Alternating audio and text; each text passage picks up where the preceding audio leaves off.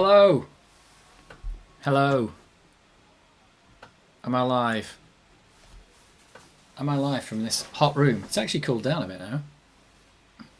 Now the sun's set.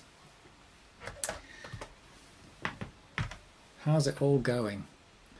Oh, my voice is hoarse already. Maybe it's the heat. It's the hot weather. Yeah, things that don't like the hot weather. Me, the Amiga sometimes, the GoPro is the worst. GoPro is like, I don't like the heat. Get yourself a cheap miniature fan for, yeah. Oh, you mean a cheap miniature fan for the Amiga? I don't know. I actually installed a, didn't I? I installed a fan in that power supply that I made when I gutted the power supply and put the Meanwhile in. Because I put those fan headers on my board. One of them, I think the one I use upstairs, I've got, I just put a fan in it because I could. But I don't think it really needs it. Hello. Hello, everyone. I've downloaded some mods. I like starting the stream with some mods.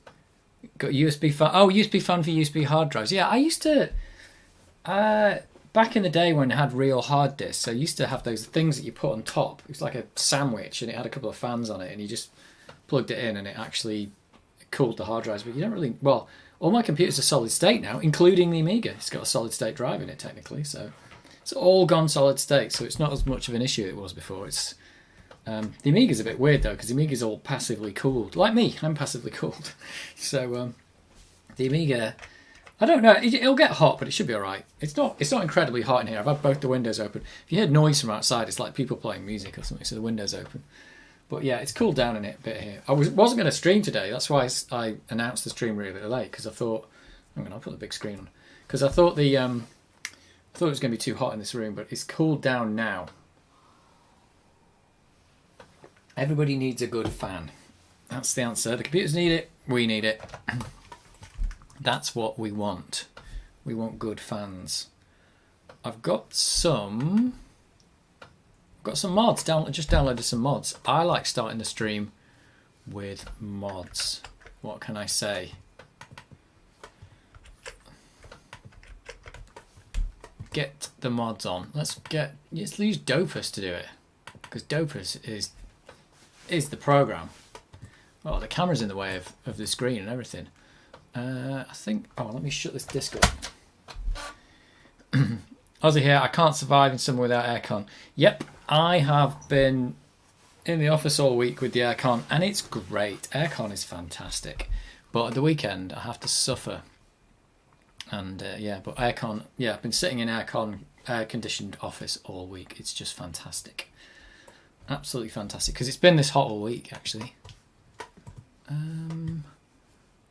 Where's the stuff? I've got some new. There you go. I've got some stuff to stream today. Let's copy it onto the solid state disk. It says August. Wait a minute.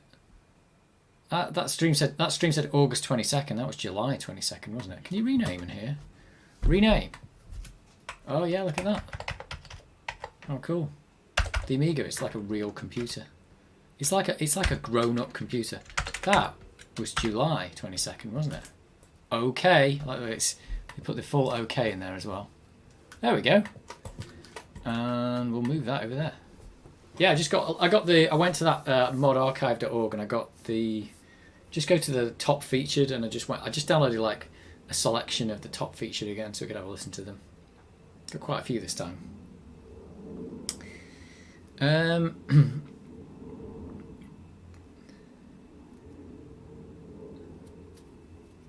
Good evening. I'm up at ridiculous hours trying to 3D print a monitorizer. Really? You're 3D printing a monitorizer? Like a tilt and swivel? Or just like a little platform? That's crazy. People will 3D print anything now. Dave needs that Japanese sentry guy from the Bridge Over Required movie. Oh, Waving the Giant Leaf. I can imagine what you're talking about, but I haven't actually seen Bridge Over the Required, by the way. So shoot me. Yeah, it's actually cooled down a bit in here now though, so it's all right. But it was debatable whether I was going to do this stream because it was like, is this really going to work? Do I really want to quit Directory Opus? Yes. Yes, I do.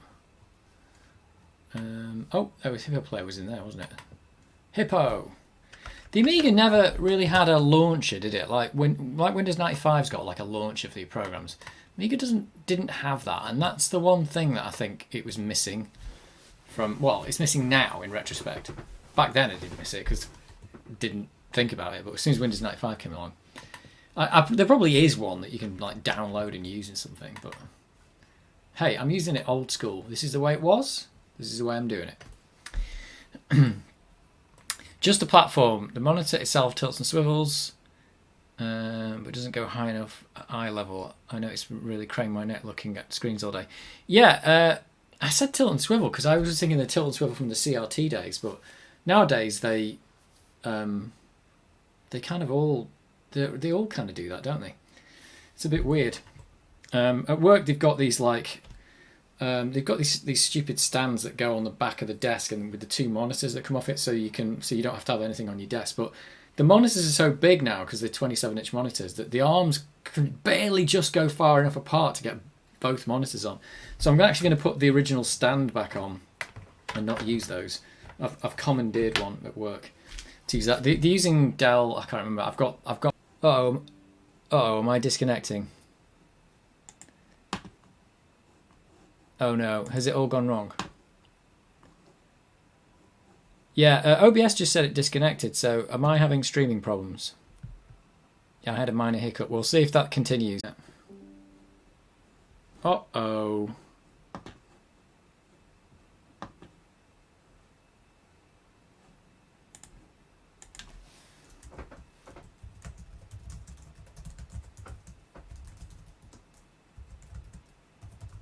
Right, if you can hear me, I'm resetting the router. You probably can't hear me.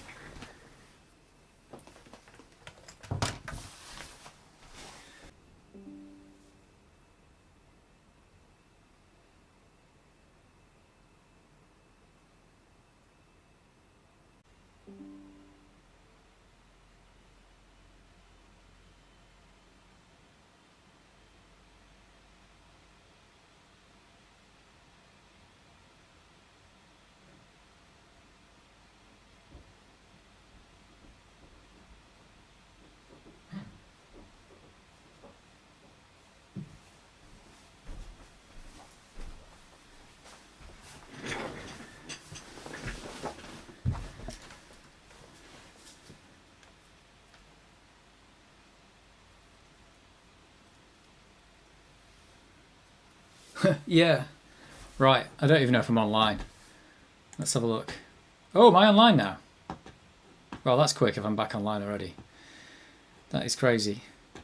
Yeah, I think that's my router's started doing this recently, so I don't know what's going on there. It's quite a new router actually.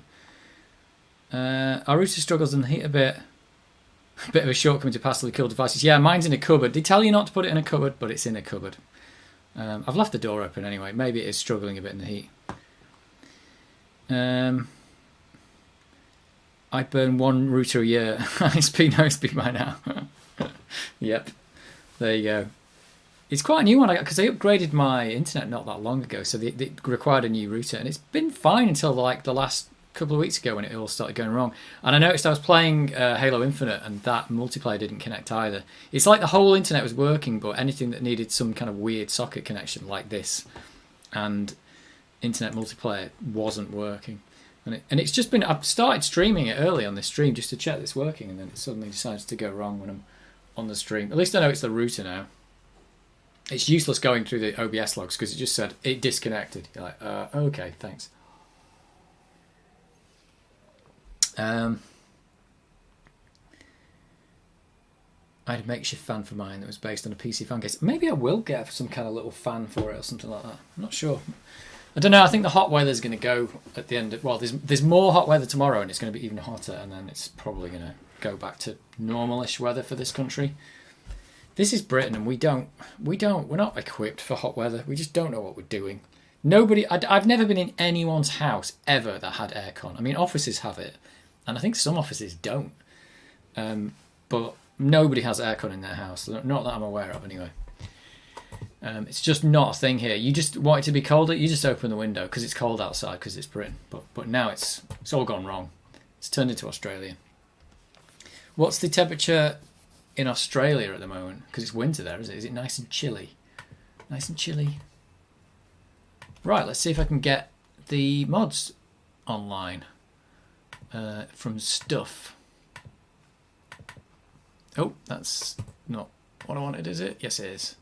I always think it's going to show the drawers, not the folders at the top, but it doesn't. They're down here. There's the one. There we go.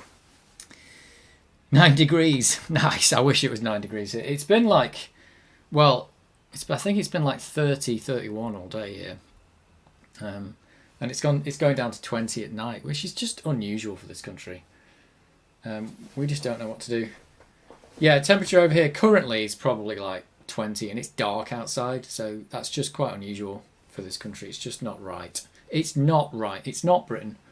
I'll be glad when the rain comes back. But yeah, I've got like a window open in the front and the window's open there, but that's why if it starts getting noisy I'll have to shut it or something because people are all out in their gardens.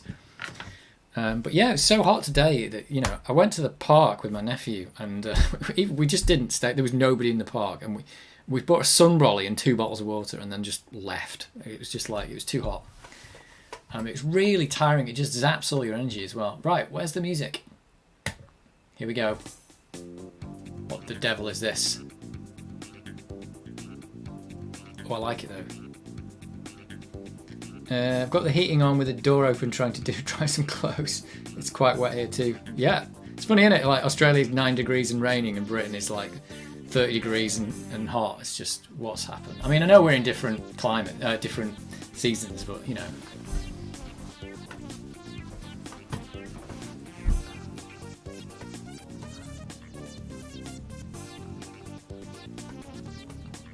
This is a bit of a crazy one.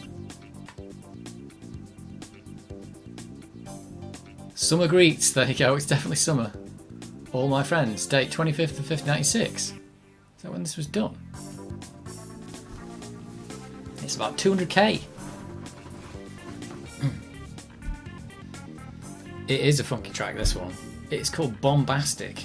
Is it though? Is that actually, yeah, that's actually its name.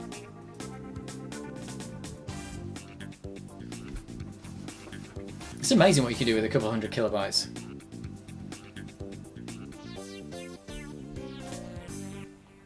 Is everyone feeling relaxed and focused after watching Time to Relax and Focus's videos? Has everyone subscribed? I have subscribed, but it's not my kind of thing. You're like 10 hours. Do people use those videos to go to sleep to or something? Like 10 hours of rain or something? Or do they use it to put babies to sleep?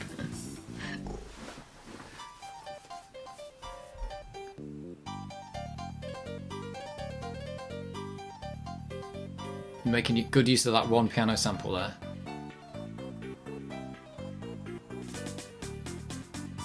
You use it to sleep, really? It's crazy.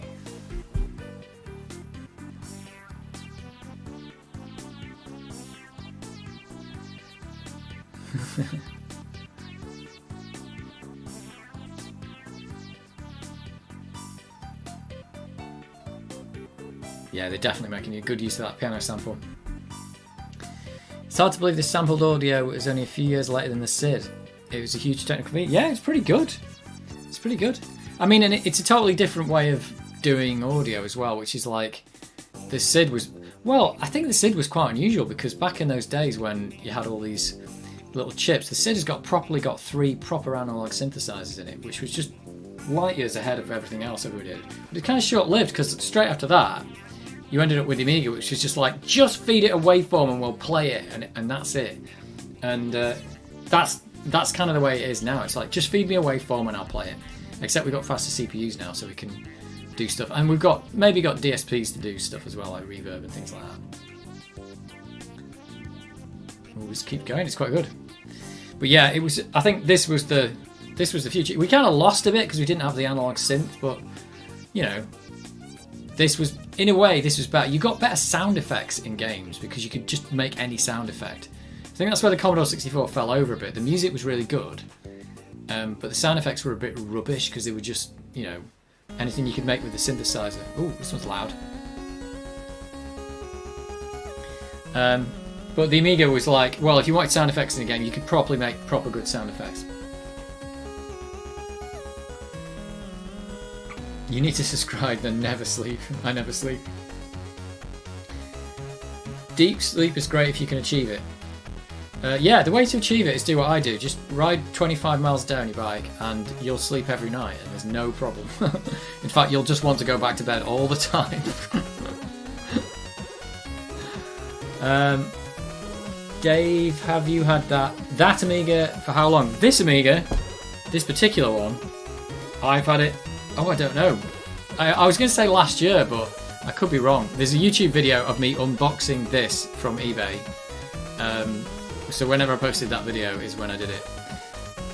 So yeah, you can actually watch me unbox this, get it out, and fix it all up and get it to the state that it's in now. So I think was it 2020 I got this, or 2021? I don't know. But I'm going to go get because the games I'm going to play don't work on this, I'm going to go get my Amiga 600. That I've had since the 90s, which is my Amiga 600.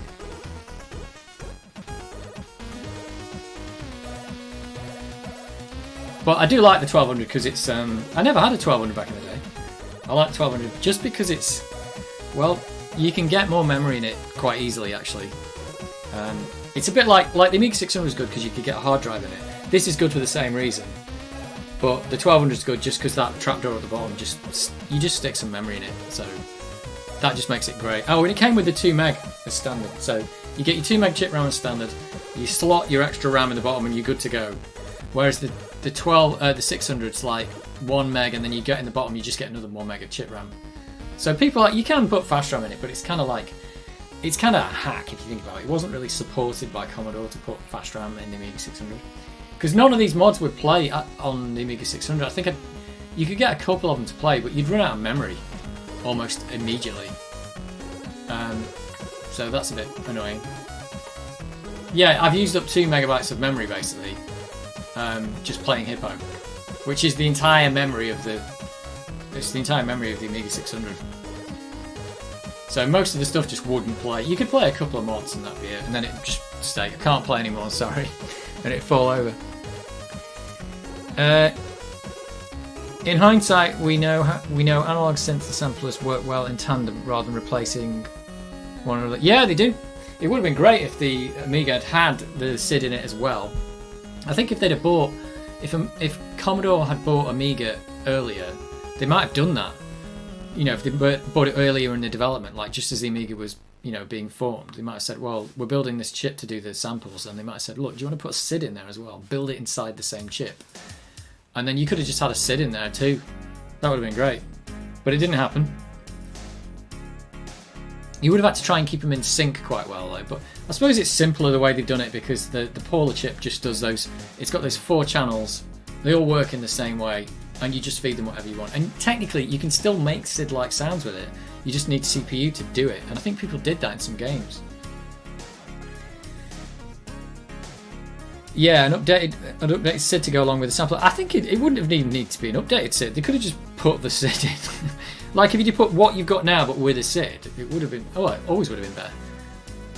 I think they did plan, from what I could tell from there was an Adrian's Digital Basement video where he had a 6582, which is the SID in the Commodore 64 is the 6581, the old one. And I was like, what the devil is that? And he didn't know either, but all the people in the comments were saying, oh, that's the SID they were going to sell. So the idea was that the Commodore 64 had the 6581 that they put in the Commodore 64, but the 6582 was just in fact, I think it was an identical chip, but it was just the one they would sell to third parties for them to put it on a card and say, put it in another computer. So apparently there was a PC card with it on. Oh, there's an A2000 card with a SID chip. Is that true? Is that actually true? Did that come out back in the day? Or is that a new thing that somebody's made? Because I can imagine somebody making one nowadays. I think it'd be quite a nice little project to make a little Zorro card that's got a SID on it. But I didn't know if anybody did one back in the day. But I think Commodore's plan was to sell the SID to other people to put it in their computers. But yeah, a single SID alongside Paula would be good. Not just a dual SID. That would be great. Oh, recent development. Yeah, that makes sense. I was wondering if somebody had done something like that. But yeah, if you could synchronize it with the Paula chip, Like, so you could play, you know, you could use music. Say you could have a drum sample and then have the SID play along perfectly. That'd be great. That'd be great. But didn't happen back in the day. In the end of the day, the Amiga sound was pretty good, so a SID would just have been an icing on the cake. It might have made the computer more expensive though, so it might not have worked out. That's the thing with all this stuff, is anything you put in there just adds cost. So the only reason the Amiga got popular in the end was because they did the cost-reduced version of it. Even the A1200 is a cost-reduced computer. It's compact and stuff. I think Commodore either bought or commissioned Ensoniq, which were well regarded in the industry to begin with. I thought Ensoniq formed from Commodore. I didn't know that Commodore bought them. I thought Ensoniq was formed afterwards. Because it's where it's the guy who designed the SID. He started Ensoniq, didn't he? And then, you know, making samplers and stuff. And I believe, because I only found out this recently as well, that Albert Charpentier, who Bill Hurd interviewed, who designed the VIC chip in the Commodore 64, he went to work for Ensoniq afterwards. So yeah, he was doing audio stuff after he did the Commodore 64. I think that's what he left to do. So him and the other guy, I can't remember his name, were basically doing we're doing Ensoniq. So the Commodore 64 spawned an audio company, which is really weird, isn't it?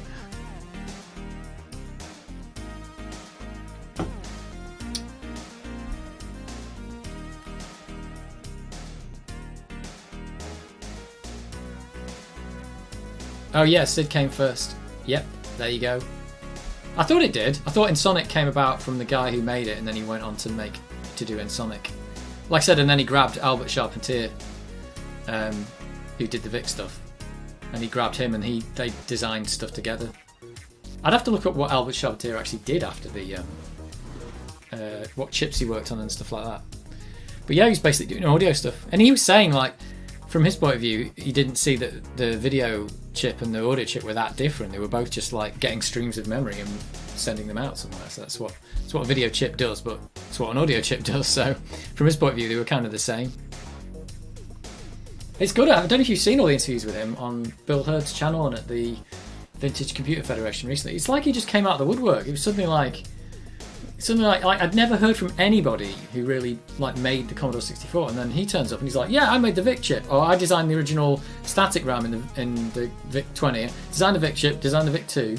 He's the guy who basically invented sprite multiplexing and all that kind of stuff. So yeah, really cool.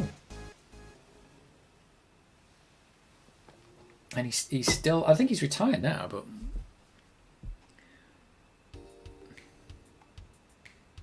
this one sounds a bit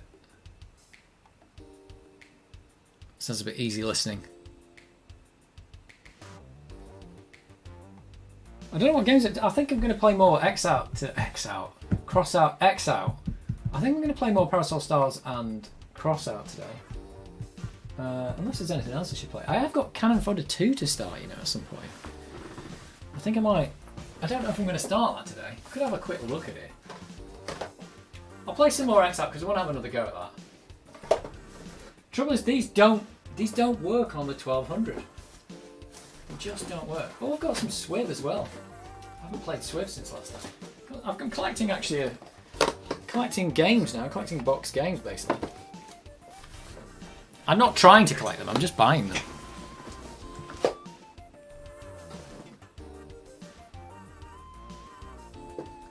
Yeah, I'll try some X Out because I like that game.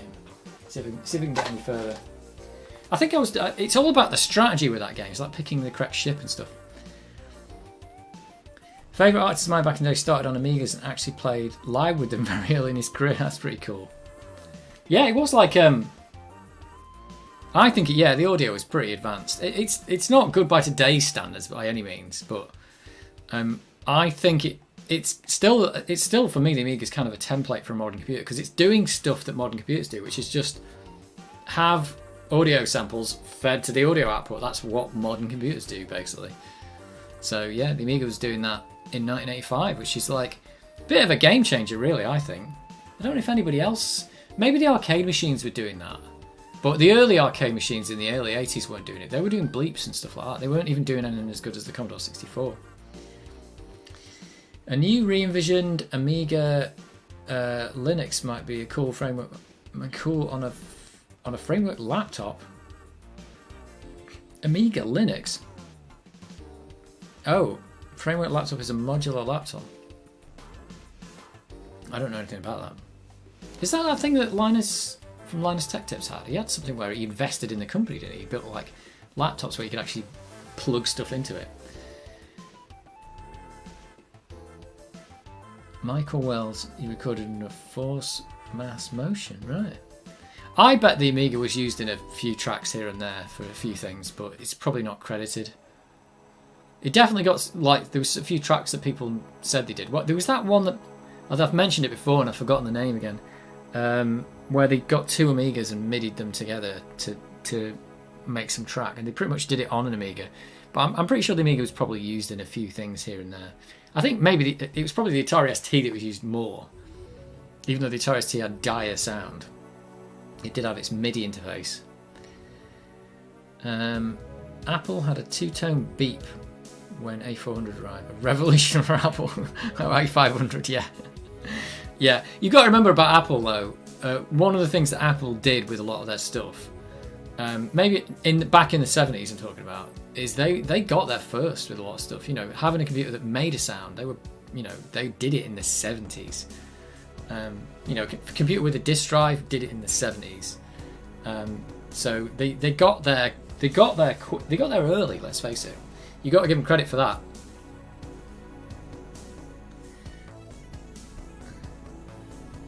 Amiga was used in early UK dance music jungle. Yeah, it's kind of built for that. Well, not built for that. I think maybe jungle came out of the fact that samplers and stuff were coming about at that point.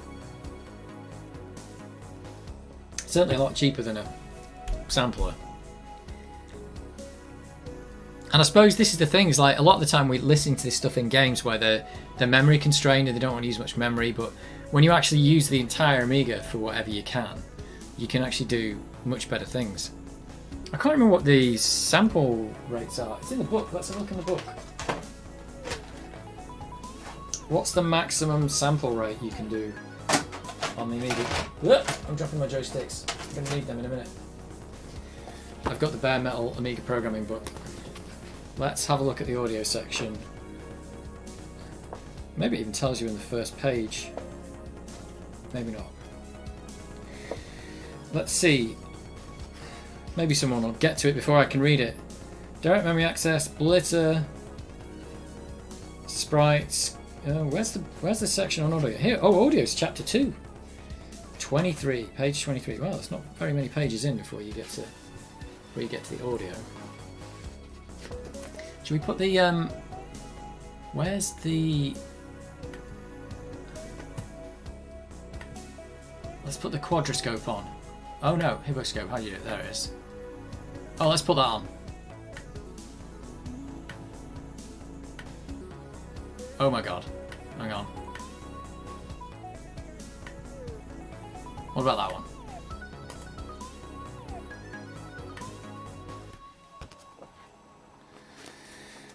Oh yeah, look, it's got all these pictures of these waveforms and stuff like that.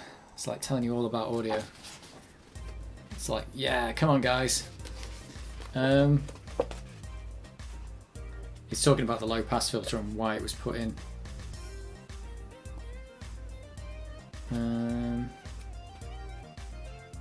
Where are we?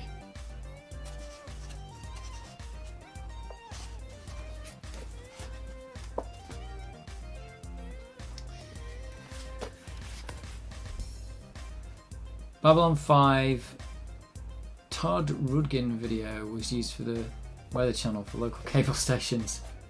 Might have been used for uncredited projects. Maximum sample rate for PAL machine in PAL mode 28,000. Is that 28,000 hertz? Absolute maximum NTSC 29,000 hertz. Is that what's going to say in the book? Have you got the book in front of you? I think it's probably going to say that right here somewhere.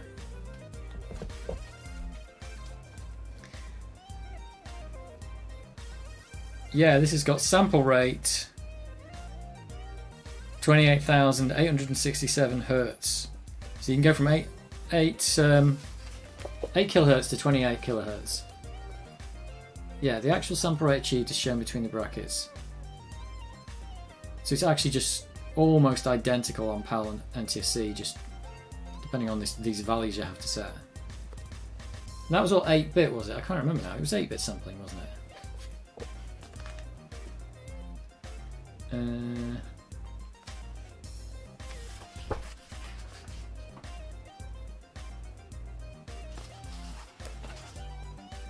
So 28 kilohertz, 8-bit, I'm assuming 8-bit sampling, which is pretty cool.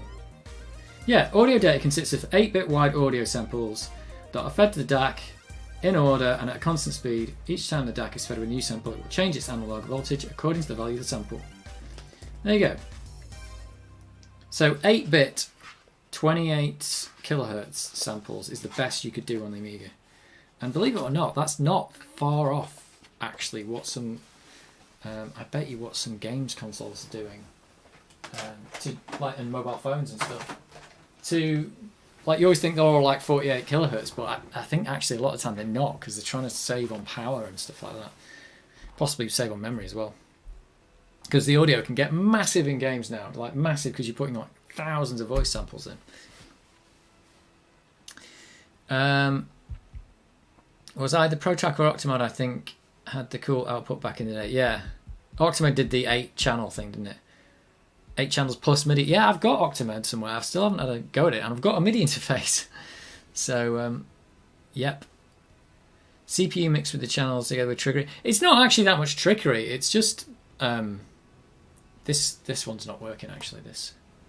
It's this 22 channels. This is what. So you talk about CPU mixing. This is the example here. This is a 22 channel tracker module. And they've mixed, it's just mixed, every time you get these, the more channels they have, the quieter it gets. And it's almost inaudible. But I don't know why they're doing it. But yeah, there's no actual trickery. It's just you are mixing it on the CPU and then feeding it into one of the channels. The thing is, it's just you have to mix it on the CPU, which means you've got to mix. Like you want to do a 28 kilohertz sample, you're gonna mix 28,000, at 28,000 frames per second. So you've got to do a big buffer and then move it through, and a big buffer then move it through. So it just takes up lots of CPU power basically on a computer that didn't have a lot of CPU power. That's inaudible though. This one's better.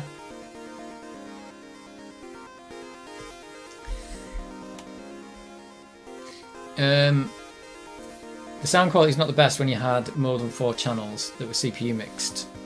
But it's still cool. Yeah. Yeah, I imagine that what they're doing is they're having to mix down to a lower sample rate to get it in time, just to get it done on the CPU. Nowadays, with the CPUs that we've got, it's just not a problem. You can do whatever you want. So, because the CPUs are just so fast. And even then, doing all that audio, is like such a minimal part of a frame of a game. Whereas if you did it on an Amiga, you'd just do the whole game wouldn't run because the sound's being processed. But that's why it was so important that it could do all this audio stuff without the CPU getting involved.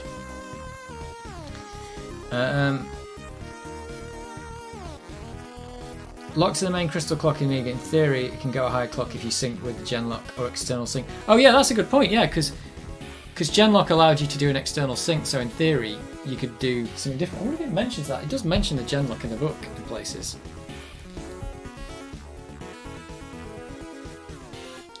You mean 28 kilohertz, not megahertz? Oh dear, if it was 28 megahertz, that'd be great.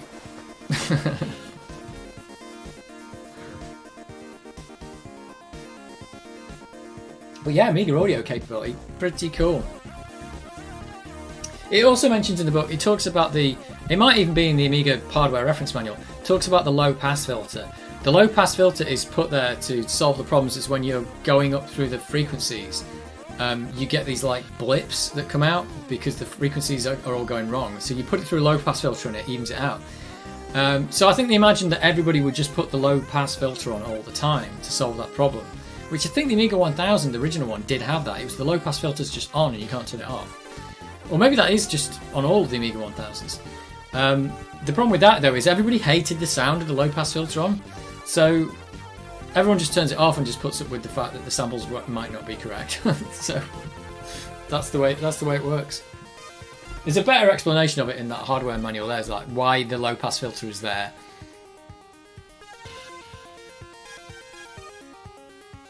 But yeah, I don't think anybody ever turned it on.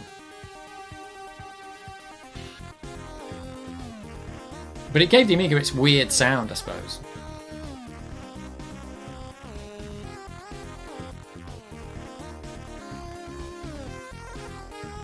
In fact, let me find you the picture of it.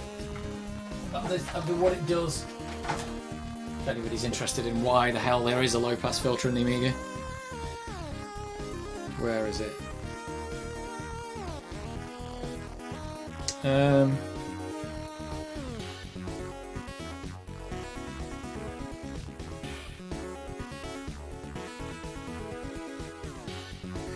It says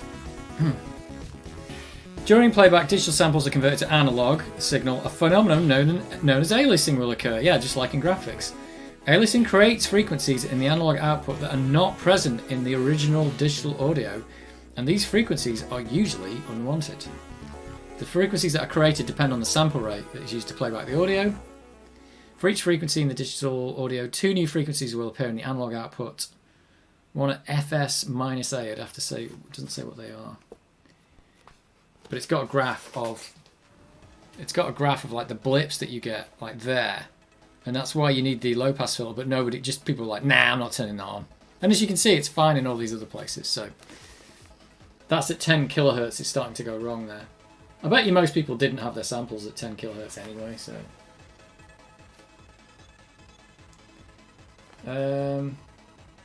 each Amiga is provided a low pass anti-alias filter which starts filtering at about 7 kilohertz. The filter is there to remove unwanted frequencies caused by the aliasing, can be turned on and off by clearing the PRA register. On older Amiga models, switching off the low pass filter also switches off the power LED. That's on the Amiga 500 does that. And I think that's why you'll see that when your Amiga 500 is on, it looks like it's not on. On new Amiga models, the power LED will be dimmed. Yeah, there you go. So aliasing, it's a problem in audio and in graphics. It's not just audio. This one doesn't sound very good. Look, it's 26 channels and you can barely hear it. So I'm going to skip that one. I think maybe we've heard this one before. Kepler divide. 18 channels. Can't barely hear it. Might be a good mod, that one. Here we go. This'll do. You can't really see the screen properly though, can you? You can't see the hippo scope. Low pass filter while the LED changing brightness was a nice indication of the Amiga crashing too. Yeah. Yep. I'm not sure if the 1200 does that. Does it dim the power light when the low pass filter's on? I know that you can actually just turn the low pass filter on in Hippo. Don't think you can.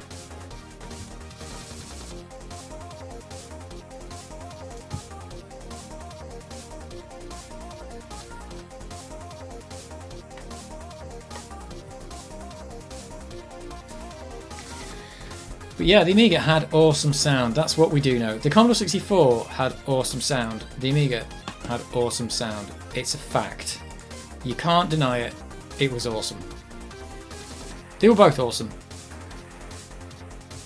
I think that was the thing why it also, like, the Amiga wasn't really related to the Commodore 64 in that it wasn't really, the designers of that didn't go forward to the Amiga, but it was kind of related from Commodore's point of view, is that they had an awesome computer with awesome sound, and then they got a new computer that was awesome sound as well. And it definitely was the sound and the samples I remember being, I think the whole thing in general, but I remember being amazed at samples and stuff on the Amiga when I saw games on it. You know, the fact that it had speech at the start of games and stuff like that. And I know people tried to do it on the Commodore 64, but it didn't sound very good. And it didn't even work. I didn't find out until recently, like in the last few years, that when they did samples on the Commodore 64, they were doing it by glitching the chip out. I think they were just setting the audio register or something like that, and it was producing the frequency. That didn't work on all the Commodore 64s. If yours had a certain resistor put in it or something, it just didn't work. And on the C64C, it didn't work on any of them, I think. So that was a bit of a shame. But I didn't know that, because I remember having Turbo Outrun on the Commodore 64, and it had samples at the start, and I thought that was really cool, and it did work. So, but I didn't know that they were just exploiting undefined behaviour in the Commodore 64.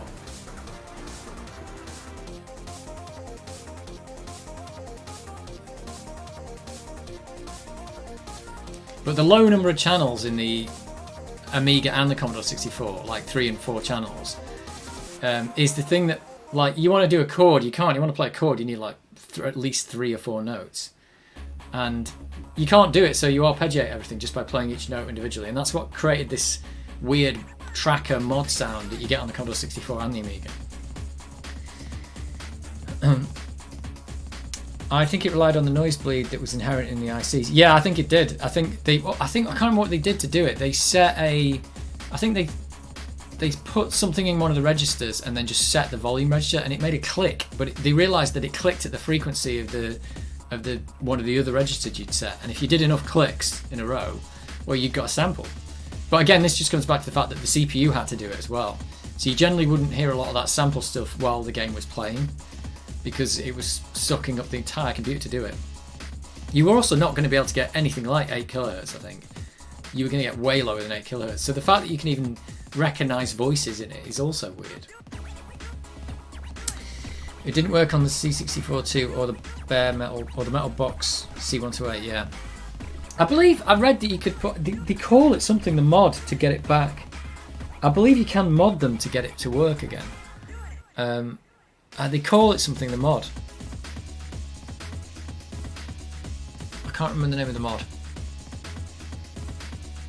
But basically, that click was an unwanted thing. They don't want the sound chip to click when it's just setting a volume or something. So I think they removed that. But yeah, that is basically undefined behaviour that people are exploiting, which is one of the cool and bad things about undefined behaviour. I mean, I think there's undefined behaviour, and there was some CPU instructions that they used that you weren't supposed to use that did stuff. You found it slightly terrifying. Oh, I think the entire system froze while the audio played. It probably didn't, but I bet you there wasn't any time left when they were doing the CPU stuff to actually do anything else. So, you know, it probably wasn't frozen. It was just like, oh no, we've got to use the entire frame to just play this sample.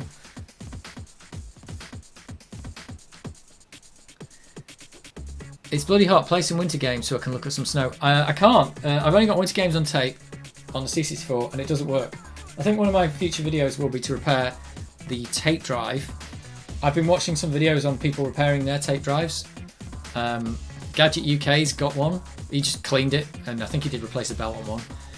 Jan Vita's done one his where he replaced the caps and the belts, and I think there was another one I found. So I'm probably going to repair it. But it looks to me like I found a video, and everyone was saying do the azimuth alignment, which is aligning the heads so that they align with the tape properly. And I found a video from Guy, and I think it makes sense what he said. He said the azimuth alignment probably isn't the problem, because it's set at the factory and it generally doesn't change. And like, I haven't changed mine. I've never adjusted the azimuth alignment in my tape deck, so I don't see any reason why it wouldn't be right now. It's got like Loctite on the nut anyway, so it's probably not that. The chances are it doesn't work. It doesn't load half the tapes. Maybe because the caps are gone because it can't drive the motor properly. Also because the belt's gone, so it can't drive the motor properly. And also because the pinch wheel might have gone smooth, so it can't drive the tape properly. So it seems like it's likely that all those things are actually the problem. In fact, I think if the caps are gone, you might not get enough output from the audio as well. Not the audio, but the signal. So I'm going to do a video trying to fix it. I know it's not going to be popular because people throw their tape drives in the bin, but I'm going to see if I can do it and get the Commodore 64 tape working. Then I'll be able to play winter games, because currently it can't drive the tape. The tape drive can't drive that tape. Jaguar XJ220 made the drive light change colour dimmer. Yeah, so that would have been it putting the low pass filter on, would it? Is that what I just read? I can't remember now. Did I read it? It goes dimmer when the low pass filter's on. So maybe they did put the low pass filter on. Arctic Adventure. I always liked Snow Brothers, but that's an arcade game. I don't know if that was ever on the C64. But you put people in snowballs and then kick them about. There was summer camp and winter camp. I think there was winter camp, wasn't there? Love a bit of winter camp right now. But yeah, there's going to be an exciting tape drive repair video coming up. And then after that, I'll probably do that. I haven't tried the arm SIDs out yet that I got. Got these 2 arm SIDs to try. They're going to be great. Midwinter. Everyone's going to just be coming up with winter games now to play. What about... I'm trying to think now. We could play Truth and Is it? I'm going to say it's Truth and Reconciliation. It's not that. What's the level in Halo with the snow? It's not Truth and Reconciliation. It's Assault on the Control Room. There you go. Assault on the Control Room. That's in the snow. Does anybody know their Halo? Or am I talking to the wrong crowd here? Hands up if I'm talking to if anybody knows what I'm on about.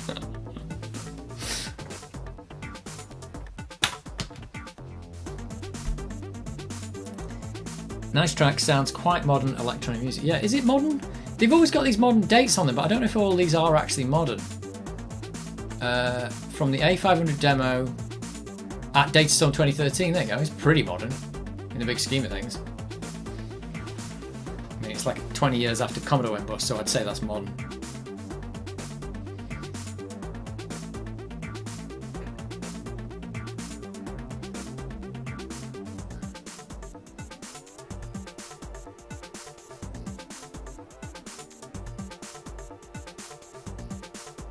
I can't think of any more wintry games.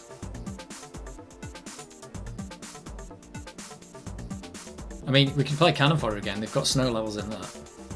They do have the Arctic. The Arctic levels are really good, actually.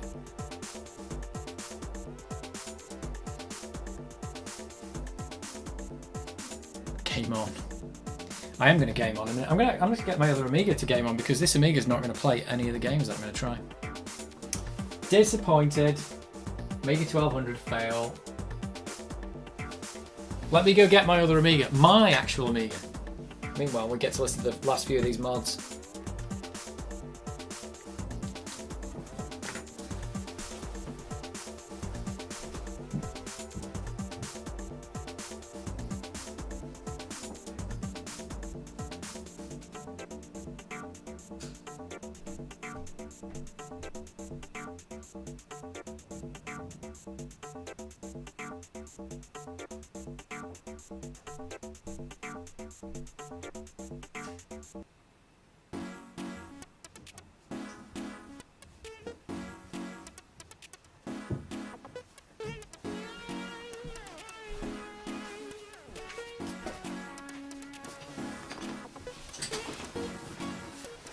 Oh no. Oh no.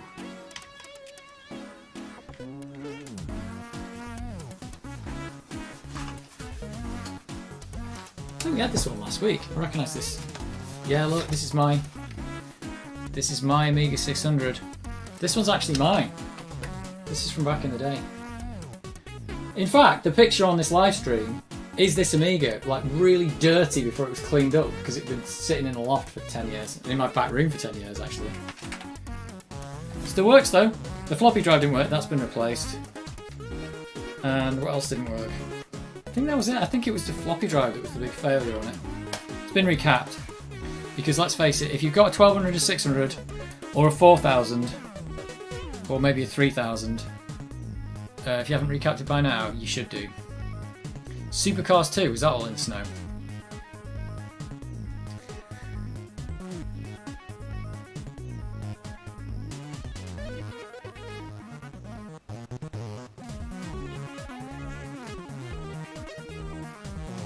We're going to have to put up with the X-out loading again today because it's just so long.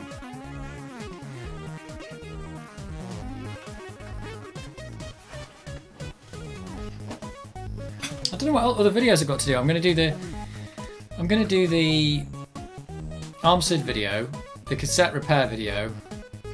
I want to do some videos on DevPack for the Amiga, just showing people what DevPack is and what it did. I don't know what else I'm going to do. I'm sure I've got a list of video things to do. Just haven't really had time to do them. The actual Commodore 64 one where I compare the ARMSID's actually quite involved because the other one I did took me quite a while. I did basically had to record. I recorded 5 games but with 3 different SID chips, and then synchronized them all up and then played them and intersected them. It was actually quite a popular video, and it's been kind of, apparently Commando is copyright to somebody else, so next time I do it I won't be able to use Commando.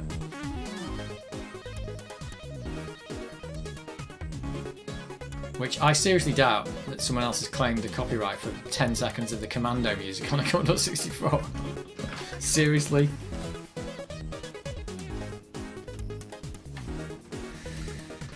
I'll tell you what I have got. I've got a 15412 disk drive that I'd like to retro buy and just replace the caps in. I think the drive works fine. And I'm not sure if I'm going to make a video about it, but tomorrow's going to be like the sunny day for the big sunny day for the rest of the year, and I've got some hydrogen peroxide that's going to go off. So it might be the day to do that.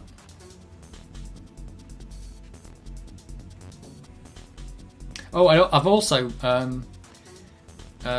because my cassette drive's got no lid, I've been going on eBay and just bidding on like broken cassette drives because nobody wants them.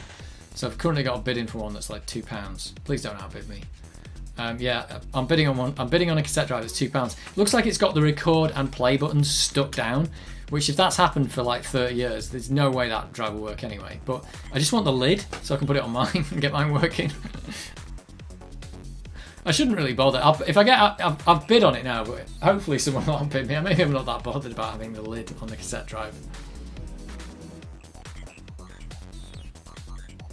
But yeah, it's funny. It's hard to find broken stuff sometimes on eBay.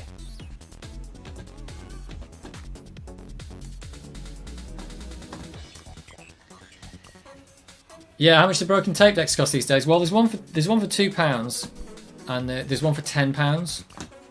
They don't say they're broken. They just say for parts not working, but they're probably broken. But ones that are apparently working, people are trying to sell for like £30, £40. I'm like, really? I mean, I suppose if you want a tape drive, that's the only way to get one, because you can't really. Nobody makes tape drives anymore. I predict that's going to be the future problem for retro stuff. Is everyone's chucking away the drives? Well, not chucking them away. They're just going, oh yeah, I'll take that out. I'll put a Gotek in. Oh, I won't use the tape drive. I'll use cartridges. Oh, I won't use the disk drive. I'll use cartridges. And we're kind of throwing them all away. Like, I think that's a problem. I think we should be trying to restore the drives along with the computer. If you want the original experience, you should try and keep the floppy drive. There's no reason why a floppy drive shouldn't be able to be kept working. They're just a bit of a pain. I think hard drives though, they just die and you can't do anything about it, so that's a bit of a shame. So, I mean, I haven't got a hard drive in this, I've just got a compact flash, but this didn't have a hard drive in it, so I've not taken anything out and thrown it away, I've just added something that wasn't there before. And same with this has got a similar compact flash card in it.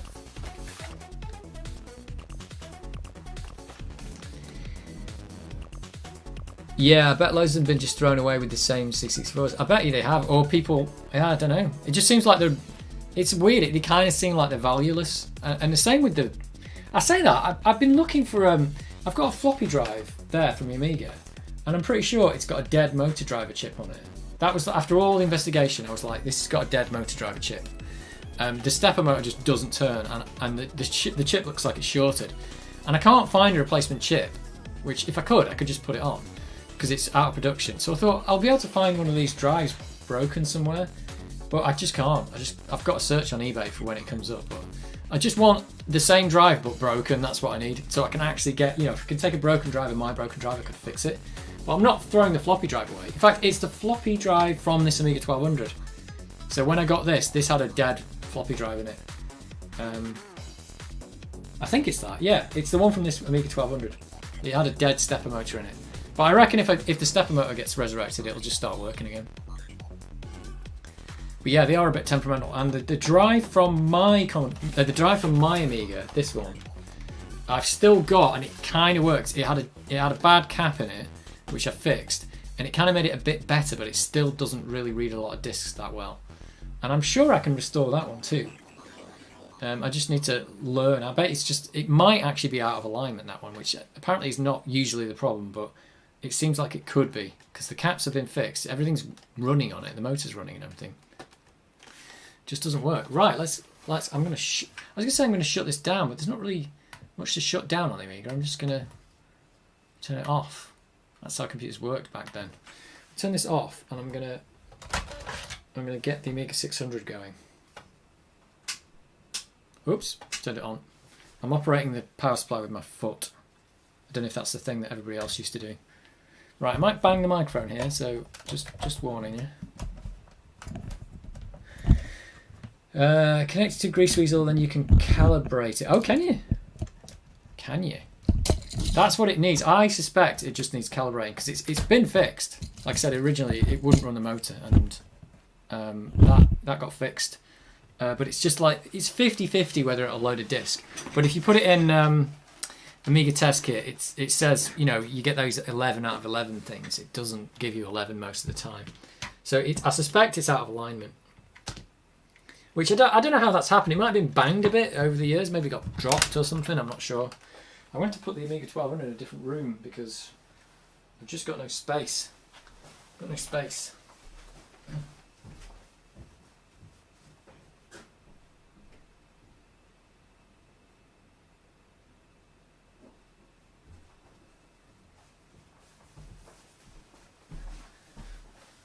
Here we go. The microscopic Amiga 600. Let's get you a big view of it. There it is. It's micro. I didn't know that about the Grease Weasel. Right, I might bang the microphone again, so watch your headphones.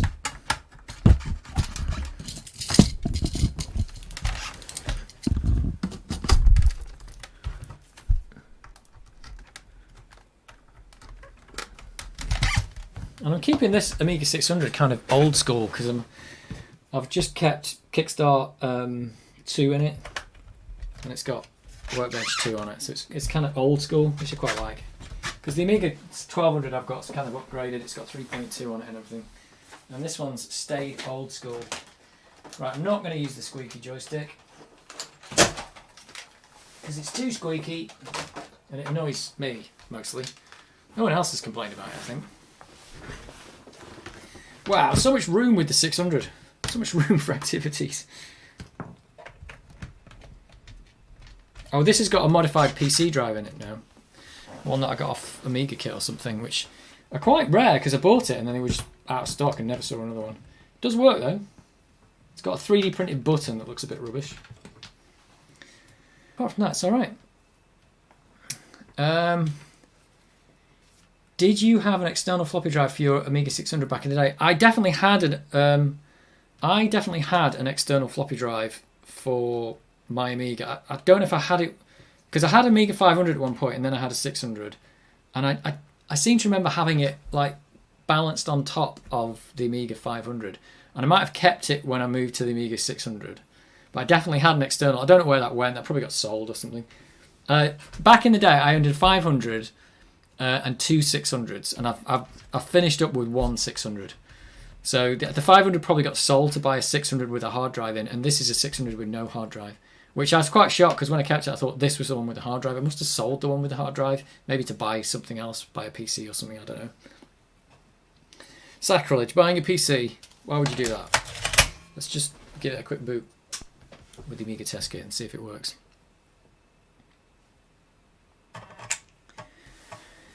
Amiga 600 mini PC, yeah, it's so compact, it's great. I still got my Commodore 1010 floppy drive for my A500, such a big clunky beast. Yeah, mine was definitely not a Commodore one. It was like a third party one, and it was very compact. I remember going in the shop and I really liked the fact that these floppy drives were like really super compact. They were quite good, but they weren't made. I don't know who made it actually. It worked though. It was really good. It was super good. Does the audio work? Totally works. Yeah, this is the floppy drive thing here. Like this thing will work. Is it the read test? Oh no, it's a head calibration test, isn't it? This thing. Yeah, so you get this. This is the PC drive. I think it actually does. It say on this one when you go to floppy? Oh, you want the big screen here, don't you? You go to floppy drive. Is it signal test? No, there's one of them and it says, is this a modified PC drive? Is it read test? It's not that. Ready signal is oscillating. Modified PC drive? Yeah. Amiga test kit has guessed that this is a modified PC drive. Because the ready signal is oscillating. There you go. That's quite good. Yeah, it's this head calibration test. If I do this on... This is why I'm not using... I've got another... That other Amiga down there is what I bought off eBay, but that's got my floppy drive from this in it. And it just doesn't work properly. Using Amiga DOS disk written on a well-calibrated drive. Well, I'm not sure if this one was, but I could try it with like an original disk. Is it F2? So yeah, you go halfway across the disk and you get the same thing, and you go to the end of the disk and you should get the same thing. I think that other one is only good at the start of the disk, so I suspect it's got bad alignment.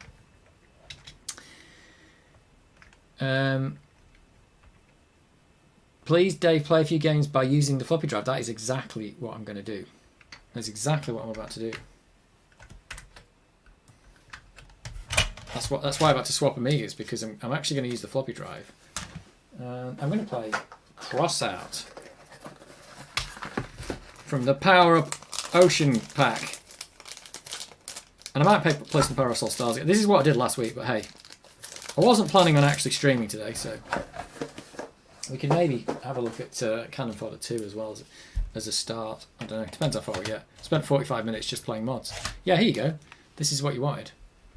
This is what you wanted. You want real... In fact, the last stream was called 3.5 Inches of Fun for this reason. Let's go. We have a few 5 1/4 drives to the Amiga. 5 1/4 drives to the Amiga. Did they do those? I didn't know that they existed. And hundreds of 5 1/4 floppies. They hold the same as the 3.5. I didn't know there was a 5 1/4 for the Amiga. That's not true, is it? What? What?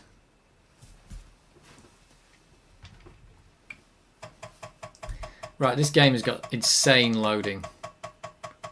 It's just insane. It's nothing to do with it being a PC drive. It's just insane the way it loads. And this is so crazy. Black screen while it's loading, doing this. It's like this is like a thing like this would not be acceptable in a modern game. And in fact, if you're on PlayStation, Xbox, this would fail certification because you've left somebody for more than 5 seconds without telling them what's happening. So this is fail, but of course Commodore didn't have any certifications. You just put whatever game out you wanted, which is quite good and bad for this reason. Spent a bit of time removing supports for my monitor stand. It worked out quite well, but now I've got at least one more to print off. Oh, there you go. Are you supposed to somebody said to me you're supposed to have the top of your monitor level with your eyes, which mine isn't here because I'm in this like basically a workshop. But yeah, they said you have the top of the monitor level with your eyes apparently, which I looked at work and that is what I've got, but I didn't know that. I don't know if that's true. Oh, here we go. We're on. Get ready for Crossout. That's what he says.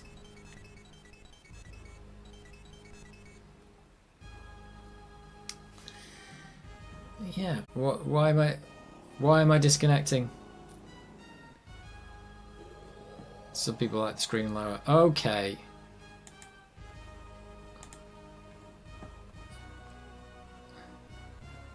Yeah, is it just a random dropout? Is it a real dropout this time? I don't trust my router anymore. It's a shame.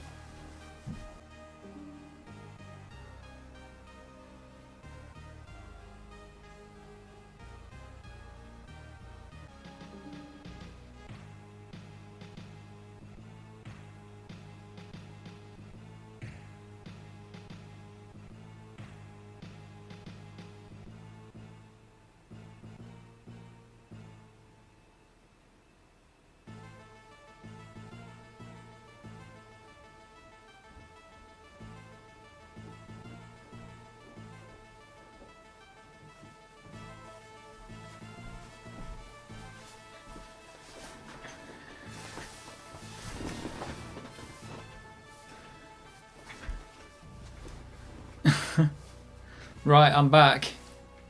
Is it back though? I can see myself sitting down on the stream. So yeah. I think my router feels warm. I suspect it is the heat that's affecting it. I'm not sure though. But it could be a heat-related problem. It feels like it's passive. I think it's passively cooled, and I think it needs active cooling, the router. I think it's working harder than they expected. Yeah, the heat really is on.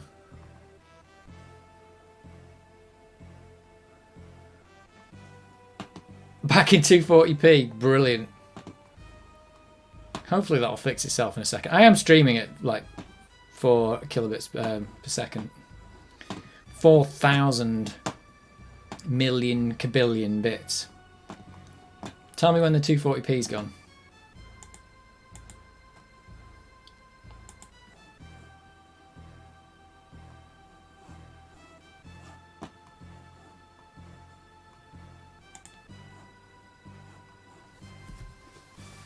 We can't have X out in 240p, that'd be terrible. 1080, where hey! That's what I'm streaming in. It's not going to get better than that. Do people stream in 4K, or is that just not a thing? That's going to kill your connection for no reason. Not much point is there?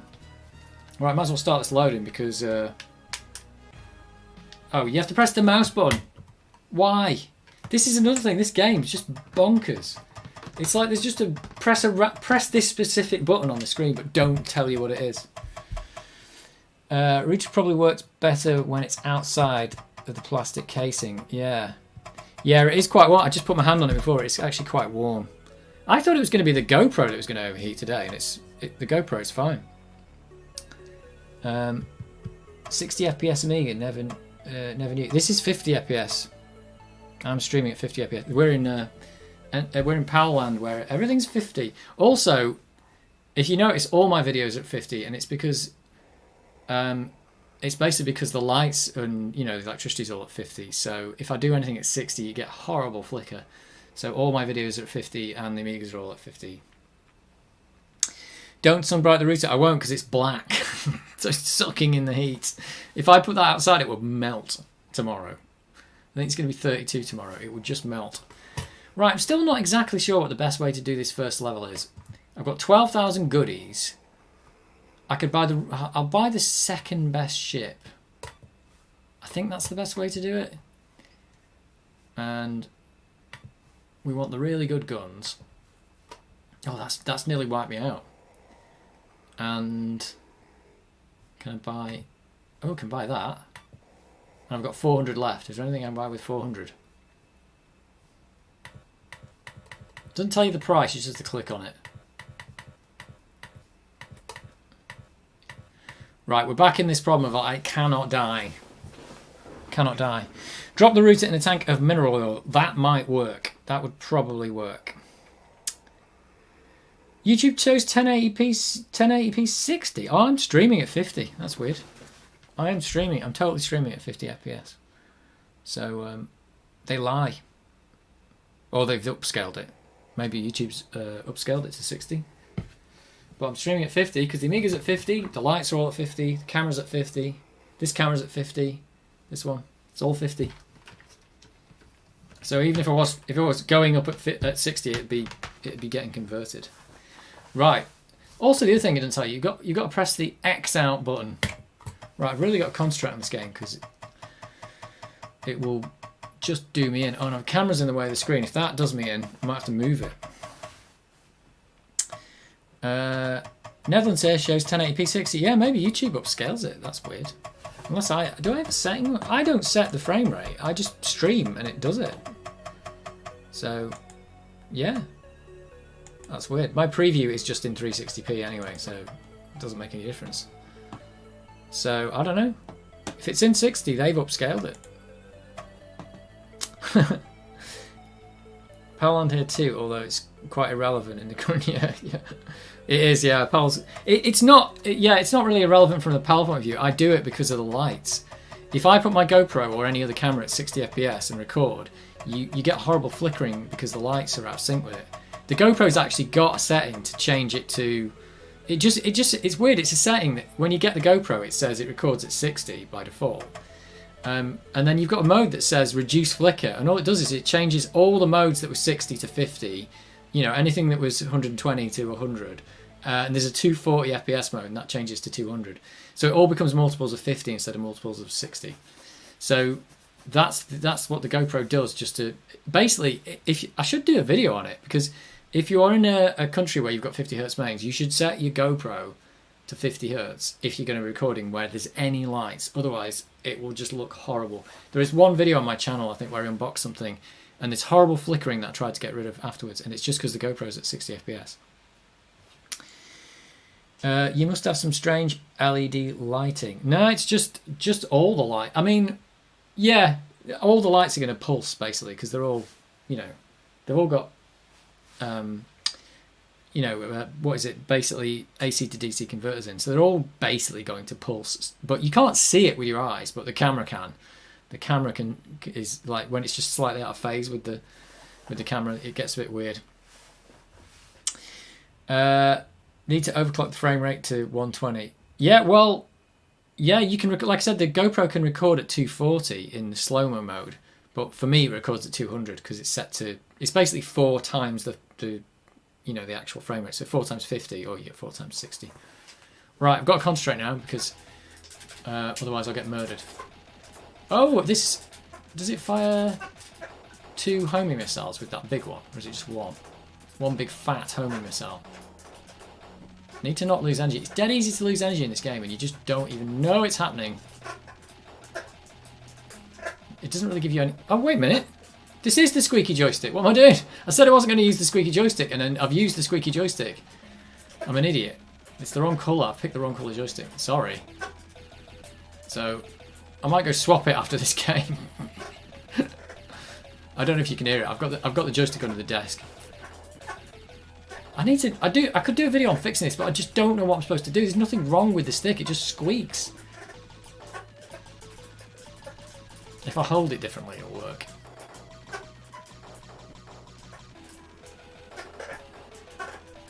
I am going to change it after this game.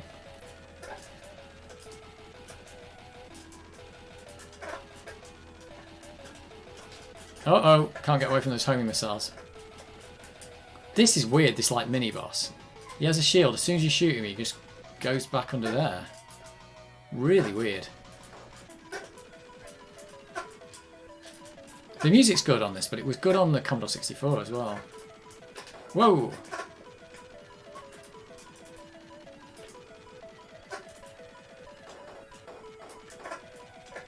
And I'm not sure in this game, if you sell your stuff, do you get the full money back or not? That's something I don't really know. I think you do.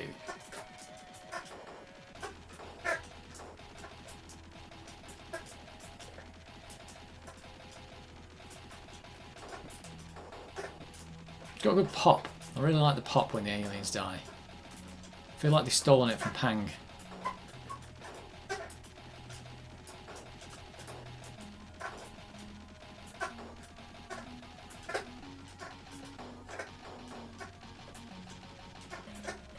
Oh.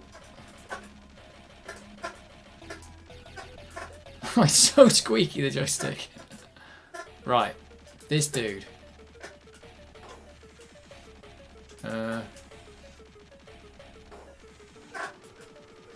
Right, don't kill me. Do I just stay up here and cheese it? Oh. Oh, it's bad. There we go, I've done it. Right, I'm going to go change the joystick. Idiot, I said it wasn't the squeaky joystick, and it is. Yeah, I don't. The thing is, I don't know where you put the. Where would you put the grease in this? Because there is no greasable parts. Do I press the button or something? What's it doing? Oh, it's not crashed, has it? Has it crashed on me? They want me to press. What? I think it's crashed. Oh, that's unbelievable. This is like the stream of crashing. Is it because I unplugged the joystick? Did it crash because I unplugged the joystick? That has totally crashed. There is no good reason for what it's doing there. Caps lock's not working. Oh, it's unbelievable. They have a kind of nice dynamic music system going on, it seems. You enter the boss, music changed quite smoothly. Yeah, I wasn't concentrating, but yeah, was it just fading in and fading out? The stem meets the yellow ring, perhaps. Yeah, I think it is. I think I don't know if I did put any grease in there, but I took it apart and I can't remember what I did in there. I'm not sure if that's what's doing it. Yeah. These ports were finicky about connecting, disconnecting them. Is that what's happened? Because I touched the joystick port. Well, I'm going to play that level again now. This is utterly disappointing. Right, I'm going to go get the proper joystick. In fact, I might just... I'm not sure if I should boot it. Well, let's plug the joystick in, then we'll boot it. Right, I'll be back with another joystick.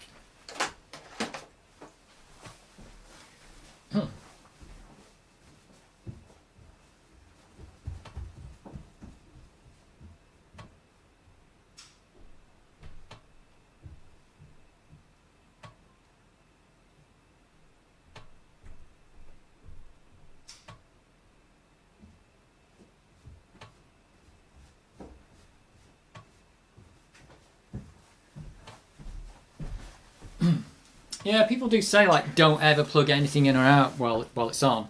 And technically there is, like, is it 5 volts going to these joysticks? So, in theory, you could mess something up, but...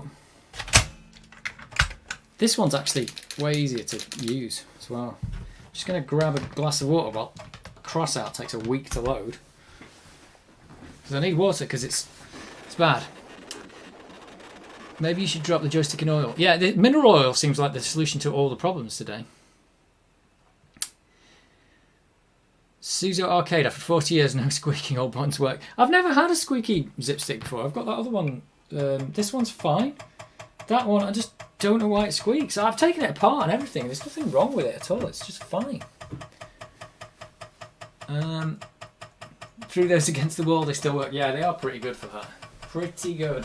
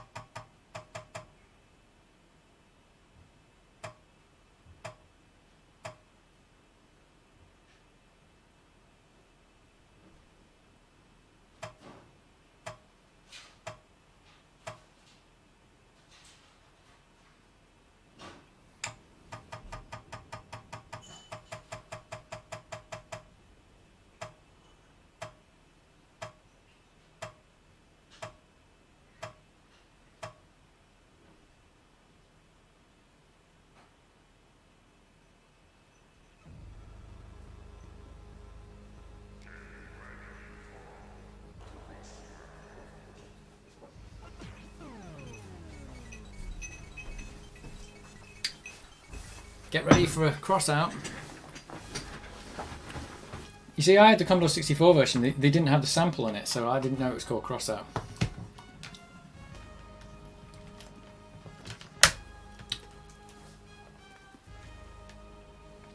Liquid cooled, it's going to be.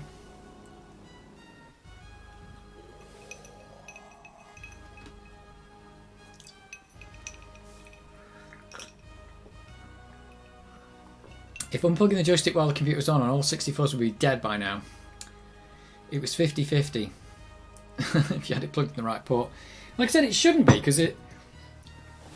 I mean, you have to realise, though, that, like I said, there is 5 volts going to the joystick ports. I think there's 5 volts and 12 volts going to the serial port, the parallel port. So on all these, if you just jankily plug something in, yeah, you can zap it. But the joystick ports, they're quite well designed. I don't know what's happened there. Why the game froze there, I have no idea. Why I have to press the mouse button on this screen, I also have no idea. I think they just want to make sure that you've got a mouse plugged in, maybe, so that when you get to the shop screen you can use the mouse. But you can do it with the joystick, so just let them press the button for the thing they've got. Makes no sense.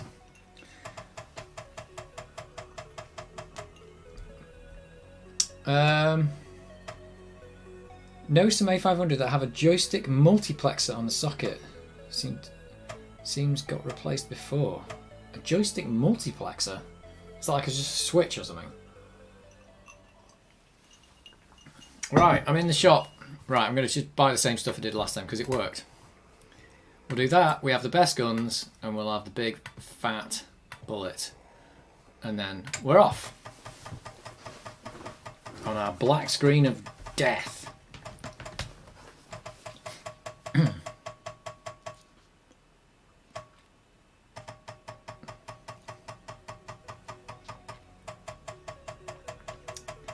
It's funny as well because I watched Gadget UK's thing about the last thing he did where he's repairing that broken joystick port. And it's funny because I never really thought about it before, but you can actually plug two mice into the Amiga. I mean, it makes sense when you think about it because it's got two ports and you can plug whatever you can plug two joysticks in. So of course you can plug two mice in. But I just never really thought about the fact that you could actually do it. I don't know if anything actually would ever use it, but you can plug two mice into the Amiga. I mean, nowadays with the PC and stuff, you can plug like millions of mice in. It's fine, but having two, pretty fancy. I just never thought to even try it.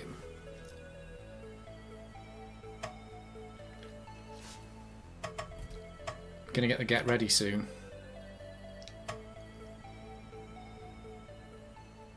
Do you get 2 pointers? I don't think so. I mean, you don't get 2 pointers on Windows, but I mean, maybe someone else has got that problem. I don't know. One other person in the universe has got this problem. I think the thing in this game is you've got to shoot everything because the more points you get, the more money you get. You are screwed.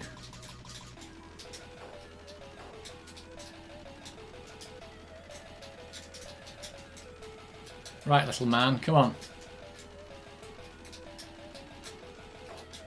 Oh, shot his little horse. His little seat. Oh, he's dead as well now. These fat bullets are the way forward. Well, I know it's disconnecting.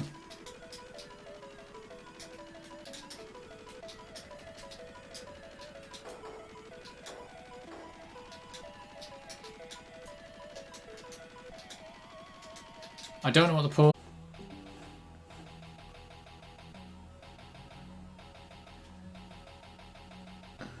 Right, how are we doing with the stream? Is the stream completely balked?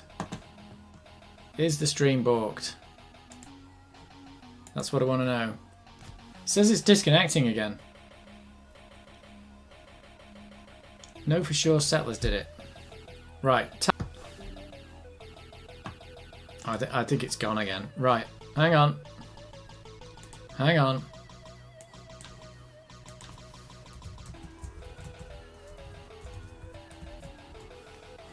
What a terrible stream.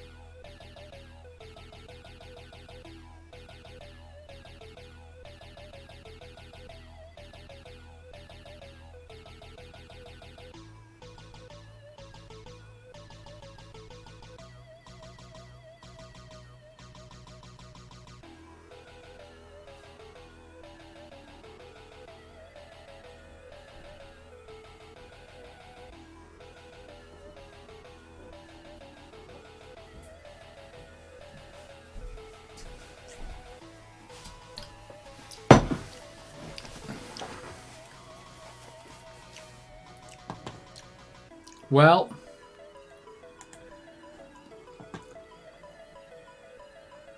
internet shut down because of broken Amiga 600. Maybe. We're so looking forward to getting by this level. I know, it's crazy. Hey, I paused it though. It's not crashed. I've actually paused this. If it keeps doing this, I'll have to end the stream. But I suspect the router is actually overheating. If I had a fan or something to point at it, I could do, but haven't got one. Hope we get to see level 2 or 3. It's possible. It could happen. I mean, this is the second time doing level 1.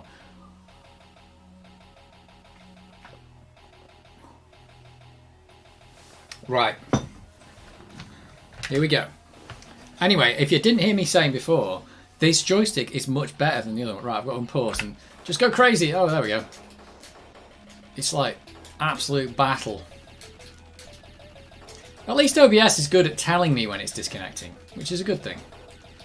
Because I can hear the laptop pop up and it goes, uh-oh. My router's probably just going to overheat again in a bit, so we're going to have to deal with it, I'm afraid. Oh, no. Don't hit the bombs.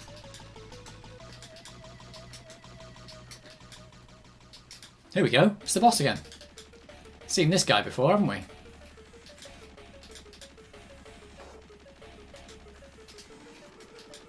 Don't shoot me.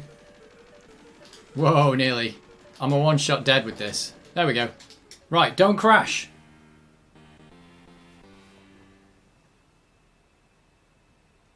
It went black. And black's good on this. You are going to get to see level 2. In between the Amiga crashing and OBS crashing, it should happen. It's not OBS actually. It's the router. Why do I get a level bonus? Why is that just 3,000?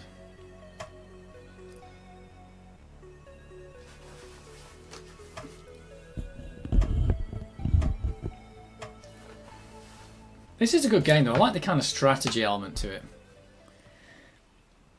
Here we go. Right, I've got 11,000 to spend. So maybe I'll keep that ship. Should I get a more expensive ship or the same one? Let's get the same one. And let's soup it up with... should I get the same stuff? I'm going to just run out of money again. Oh, I can't even buy that now. Right, there we go. So I've now just got 2 ships that are kind of similar. Does it give interest? I don't know. I've not really upgraded. All I've done is I've given myself another life. So it's not really an upgrade. But it's a start. Let's go. Let's go with the huge loading thing again. I'm sure I put ice cubes in this. They've gone already.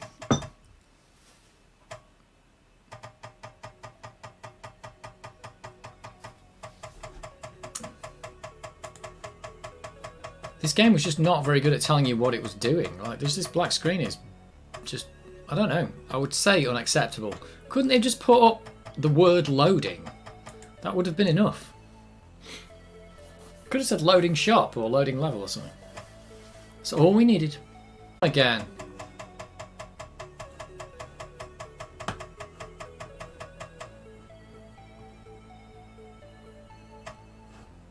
It's gone. I think the stream's gone again.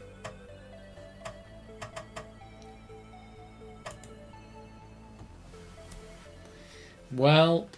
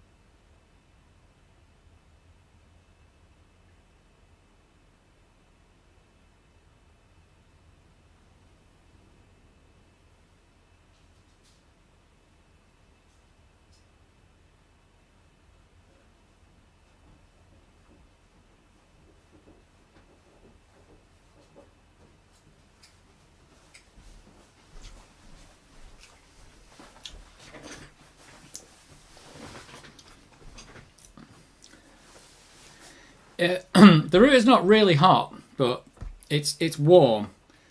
I was doing this the other week, and I can't remember if it was really warm then as well. I've kind of like put it. I haven't got a fan to put on it. If I had a fan, it'd be all right. If it keeps doing it, I'll have to call the stream, I'm afraid, because it's just a bit of a pain. It's absolutely a bit of a pain, but that's just unfortunate. It wasn't doing it while I was testing the stream before, so maybe it's just too hot for the router, or maybe the router's got an actual problem. It might have developed a problem. Nonetheless, we are going to get to sea level 2, I think, because we're probably going to get about 10 seconds of streaming before it all just breaks down. I think. It's good at reconnecting, though, OBS and YouTube. That's all I can really say. It's just generally warm, the router. I don't think it's too warm. It's cool, and it's warmer than this Amiga. This Amiga's getting a bit warm as well. So, we'll have to see. Maybe just cross out, it just can't handle it. It just can't handle it. Anyway, I'm going to try to do level 2. Let's see if we can get through it without router problems. Whoa. You just straight in there. You're just straight in on this. I think the different types of ship just give you different energy as well. Oh, this thing I got murdered in here before. And that's just exactly what I did again. I don't know why I did it like that. I think you've got to go though. If you miss it, you're done in. So, oh, I've lost one of the lives. Oh, look at this. So this is pretty bad. You've got to go at the right time there. I'm going across the top.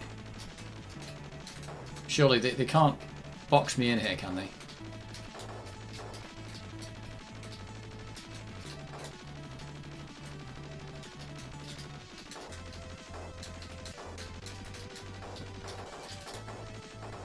So I've got to kill the boss with 1 life again, but I've really messed up. So now I've lost that life. When I go back to the shop, is that ship gone? That ship's just gone, is it? Oh, this is the mini-boss. Uh-oh. Uh-oh. Mini-boss nearly had me. Got a massive energy bar at the bottom. But there's no real indication that you're actually being hit. You don't get any noise or anything.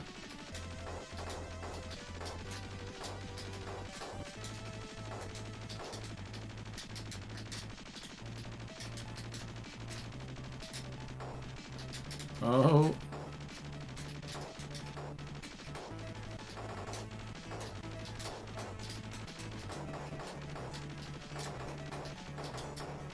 Oh, slow down. Too many sprites.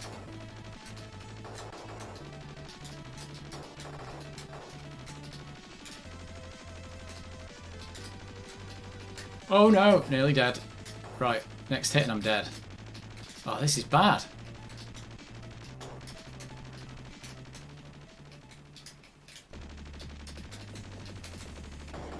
Oh, yeah, that was the next hit. Damn it. I took too much. That first little ring thing that you go through, you've got to go through it exactly the right time, otherwise you're just screwed. I don't think you can wait for the second pass. Am I still streaming? Hopefully I'm still on. Looks like I am. It says excellent connection until in a minute when it completely breaks again. Can't believe it. I messed up level 2. Messed it up.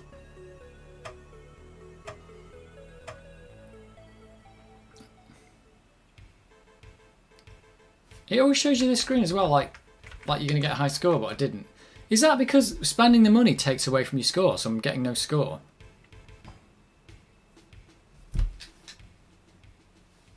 I'm not sure. Am I in 240p? Can anybody tell me? If you're seeing a black screen, it's because the screen is actually black.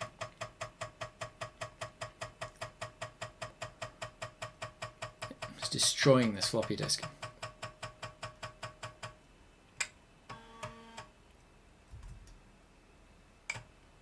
Come on, you can do it.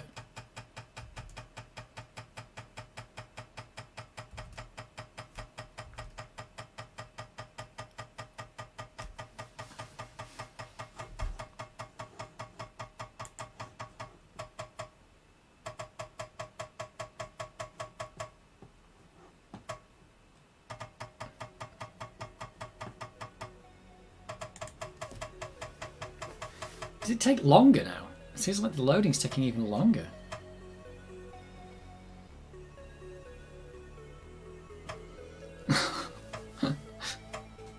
Yep. The floppy drill has been engaged. It's crazy.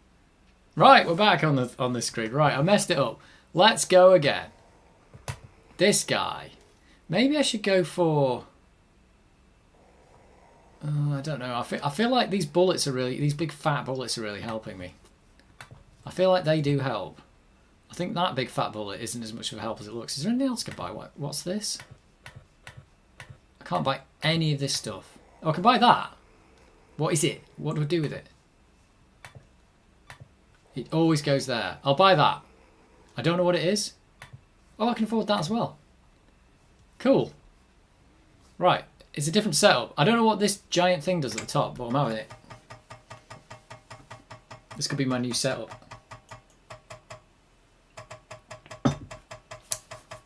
The floppy drill's going again. I don't know what it is, but I got one. Buy an extra sub for extra life. Yeah, that's like Twitch. It's like a Twitch thing, isn't it? If I get to 10,000 subs, I'll buy an extra life.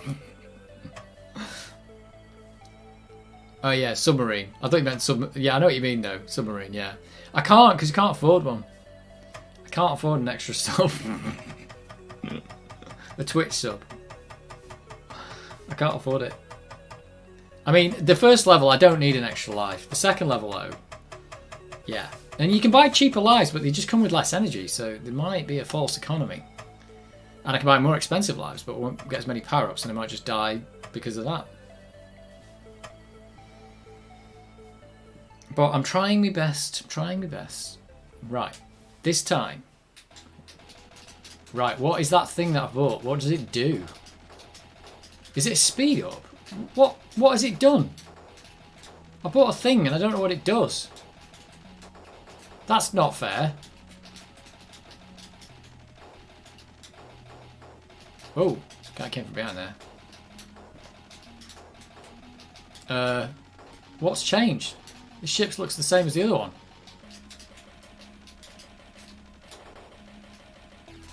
Is it like a... I don't know what it is. Might have to read the instructions. There's no way of knowing what that thing was. Is it a speed up? Maybe I'm a bit faster actually. It's hard to tell. Maybe I am a bit faster.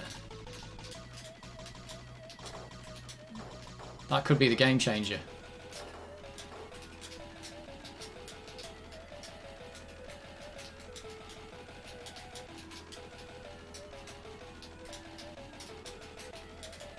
Oh, this guy's taking a few more hits this time.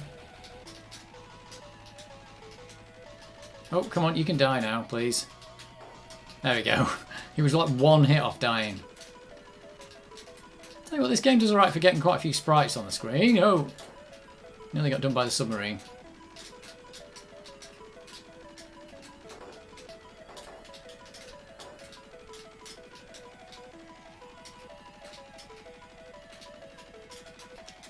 You never know, in about 10 years I'll have got through this game. I think I did get through it on the C64 though, I don't remember. I probably did. I seem to remember it being very similar though.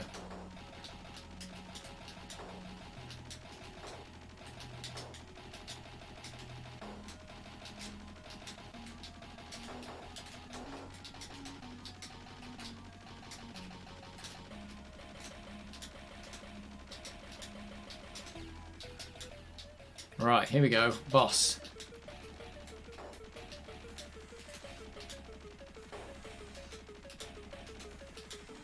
Right, don't shoot me. I'm hiding up here. I think this is the cheese. I just don't think I have to do anything. I just stay up there. 1.85k subs for one plus one submarine. Should do a community post on that. I'm trying to get to 2,000 submarines. Everyone's like, what? I just want one more submarine. I think that thing was a speed up. Shall I get the manual? Maybe the manual tells me. I think it was a speed up. I don't really know. The manual's not going to tell me, is it? It is not going to tell me. Rainbow Islands, Altered Beast, Chase HQ, Turrican. How to work the game. Where's? There we go. It tells you how to load it. Okay. Amiga 1000 users need the Kickstart disc. That's unfortunate. They do. It's got a prehistory in the year. It's actually set in the year 2019. This game's set in 2019. Can you believe that? I always said to myself, not for you, but not only my blasted 40th was due in 2019, I was sacked. I was turning out of my ear 2 months and... What? What is all this? It's got a story. Closing in on the Grange, something happened, whereupon 12 billion people had always... What is this? Right, there's actually a story. There you go. X-Out consists of 8 big worlds. Oh, there's 8 levels. P is pause, escape is break. Space or pressing the second fire button. Oh, space or pressing the second fire button for a longer time, triggering the secondary weapon systems. What? Oh, so I'm using the auto fire, so it doesn't work. It says F1, F5, speed of own starship. What? What? F1 to F5, speed of own starship. You can change your own speed. What? Alt or Amiga, Commodore keys, or pressing the second fire button for a short time if you're in possession of a joystick with 2 different fire buttons. Switching secondary weapon systems. What? This manual makes no sense. Space key or pressing... Right. Space key or pressing the second fire button for a longer time. Okay, I did try the space key before. It didn't do anything. Okay. So, it's really confusing. F1... Yeah, you can change the speed of your ship. What? What? I didn't know this. Are you serious? Right. I've put this thing on. That must be a secondary weapon then. So, right, let's go for a slightly better ship. It's cost too much money. Oh, I can't even afford the good guns with that one. So, let's put that in the bin. Let's get the rubbish ship. Got the good guns. And I'm just left back with can't do anything. Can't buy these. Don't know what these do. I can't buy anything. Just that. It's terrible. Right, I'm going to try this F1. It's so hectic though. It's really hard to actually get a chance to press these buttons to find out what it is. So it's saying you can hold the fire button to do a secondary fire. Is this really true? In the distant future, 2019. Yep, it's unbelievable. I didn't know this game was set in 2019. Who'd have thought? Maybe I read that as a kid going, 2019? Wow, that's like forever away. And I'd be like, oh, wait a minute. It was like 3 years ago.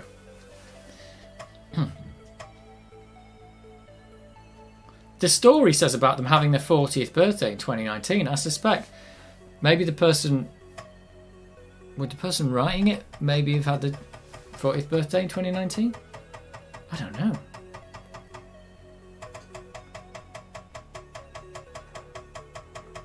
This floppy drive.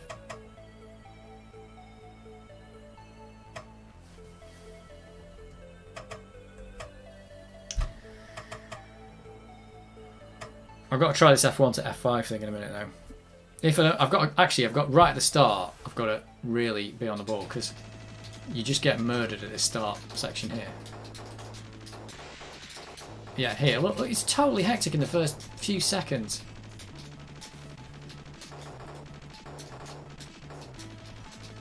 Right, can I do F3 to go faster?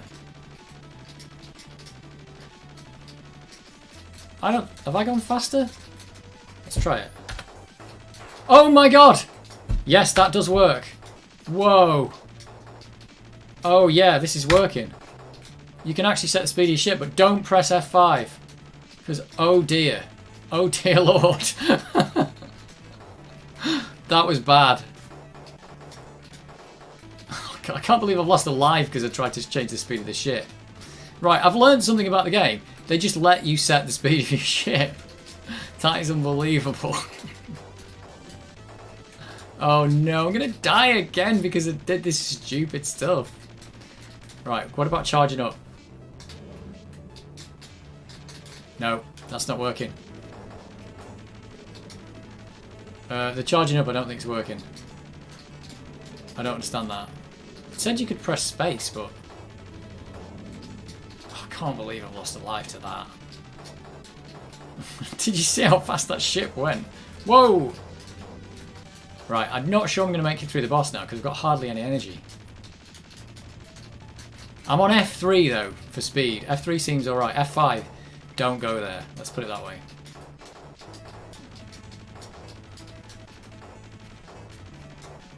Oh, I am now a one hit.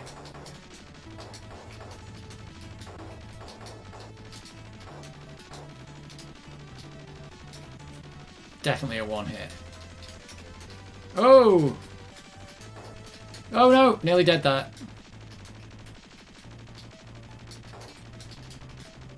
Well, maybe I'll make it to the boss. Yeah, right. I've got to avoid these giant beasts. There they are. Whoa! Damn. Damn. Right, don't press F5. That's what I've learned. Apparently you could always do that on this game. I didn't know that when I played this as a kid. It says it on the Commodore 64 as well. You press F1, F3, whatever, and change the speed of your ship.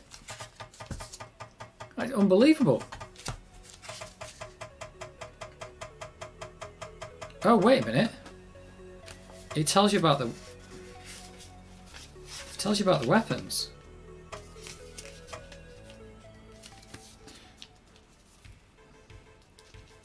It does.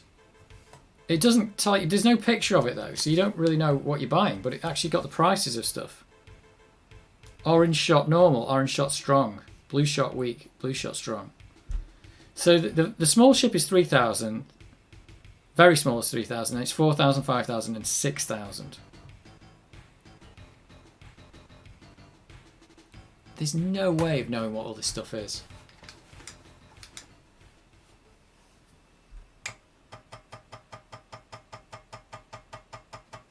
A satellite, a drone is 2,500. A laser is 6,000. Oh, there's a shield. 2,000. Maybe I need a shield.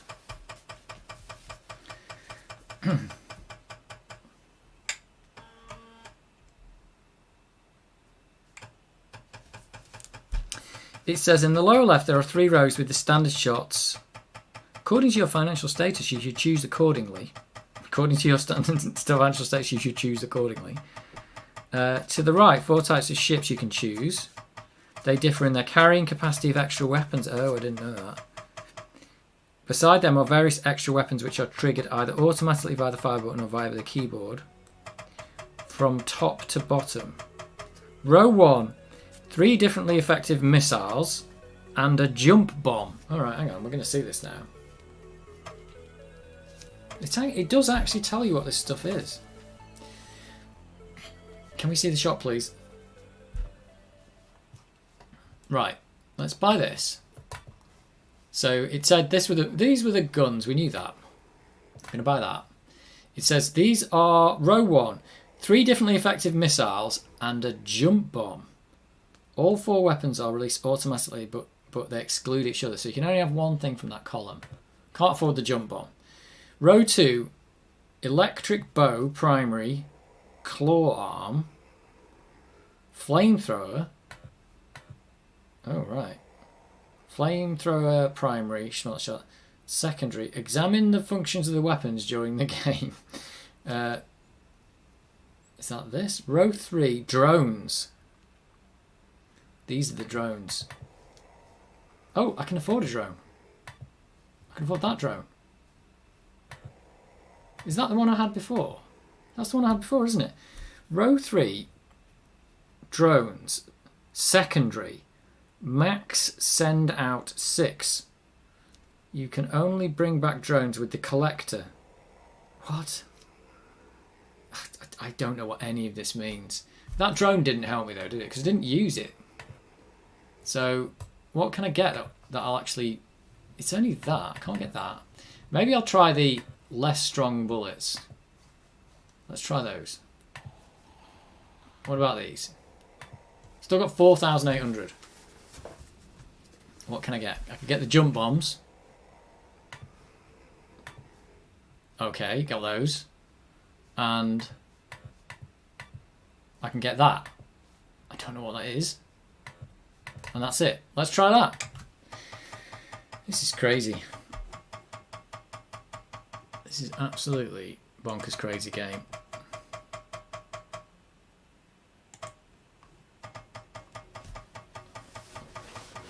It's one of these games that's going to take me about like a year to learn because I don't know what I'm doing.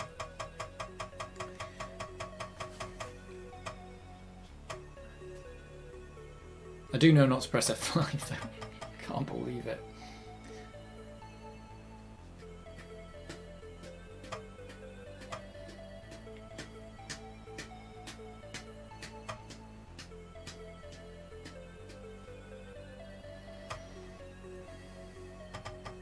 Tell you what, the routers are not overheated for a while. But, you know, maybe I'm not streaming. Am I even streaming? That's the question. I'm streaming a black screen. That's correct. Is it a black screen at 240p is just as good as a black screen at 1080p. That's what you got to remember.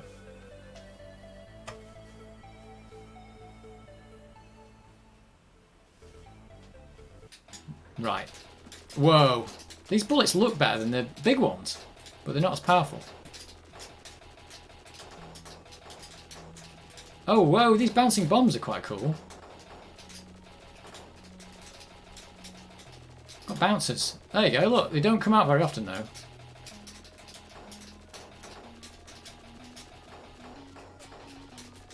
Oh yeah, look at those.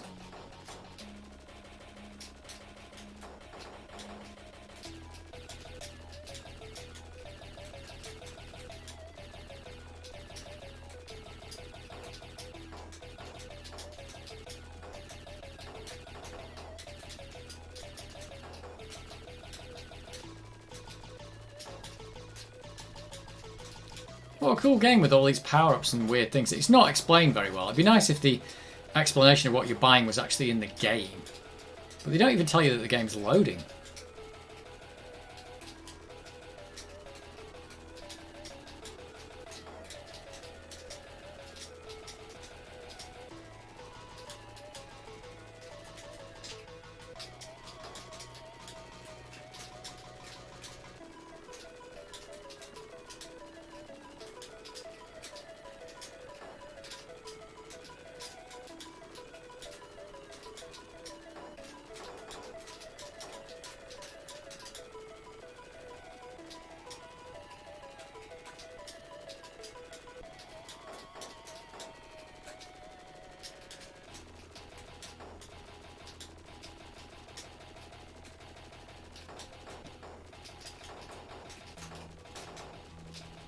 Ooh, it always slows down a bit there.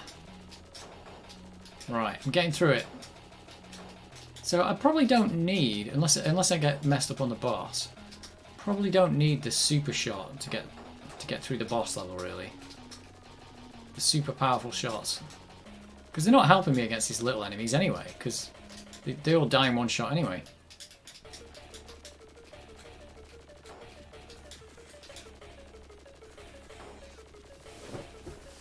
I think the boss is cheesable up here, I think.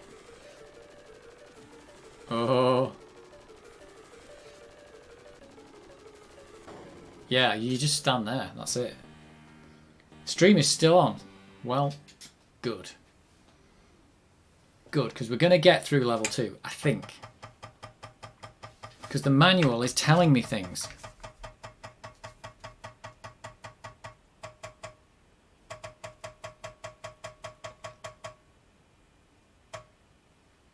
Oh, wait a minute. You can buy complete ships. F1, ship complete, 3,000 plus 3,500, 8,100. F2, ship complete, 9,700. F3, ship 3 complete, 20,000 you need for that. And ship 4 costs you 264,000. What? So you can just press F1 and get... So I've got 11,000. I can buy a complete ship too. It just says F2. It's 720p for 3 hours, 1080p for 6 hours. Render time's not when hardware accelerator very long. Yeah. If I press F2 here, then is it really going to give me? It does. It gives me a complete ship too, which is weird. Is that what I wanted? I don't know. How do you move up? Oh. Yeah, okay. This is just weird, this game. Let's face it, it's weird. But big fat missiles on that. And I can't buy anything else now. Nope. That's it. Cheat mode. Select the white bug ship at the top of the equipment screen. Place it on the grid area, then select the weak single beam orange laser and place it on the nose of the shopkeeper. Oh, I seem to remember something about that. Keep clicking the left mouse button or fire until your money reaches 500,000. And then press escape. I'm not going to cheat, but that I do remember something about that. Cheating, that's not the way forward. We've got to go for the real thing here. But look, I'm doing it. I'm just not going to press F5 on this next level because it was a nightmare.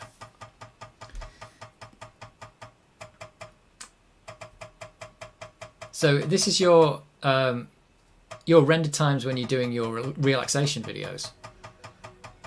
Well, like I said, for me, the hardware acceleration doesn't really help me because the CPU's about as fast as my hardware acceleration in the GPU, so it kind of ends up being the same. I don't think you can use them both together, though, which is what you would double my speed, I think.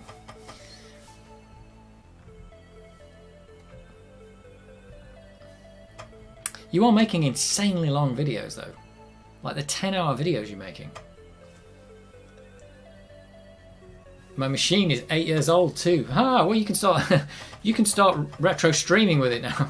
Why don't you start retro streaming it? Look, my laptop's 8 years old. It's a retro computer now. 8 years old is. Have I got any modern computer? I think I've got a computer that's about. How old is it? It's about 6 or 5, and it's still pretty fast.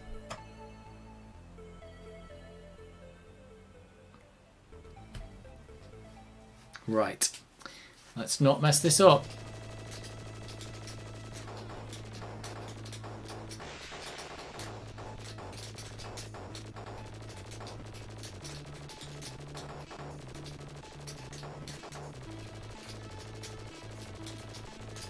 Alright, I've got to do this. I've got to get in here quick. Oh, this is bad. That bit's bad. That is actually a tricky little bit. No wonder it was kept dying there. Whoa! People coming out of the back. That's not good. Taking all my health. Oh, there's another one of these things here. Ah! I think this is the thing. I've got the ship set really slow. But if I speed it up, I'm just dead. Damn it, I lost a life. That's not what you want in this game. Lives cost money.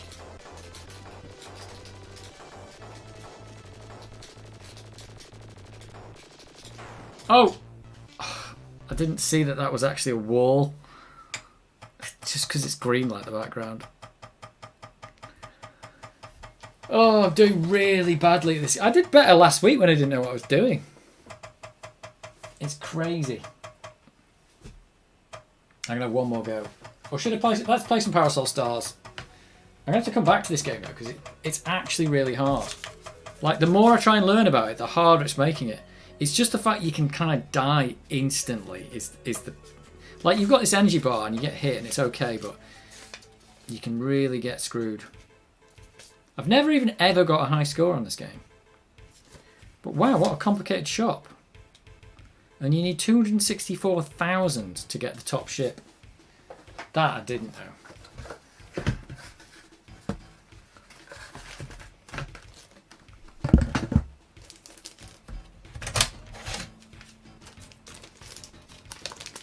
I think the Commodore 64 music is actually better on this high score screen. Yeah, it actually sounds better than this. It's the same tune.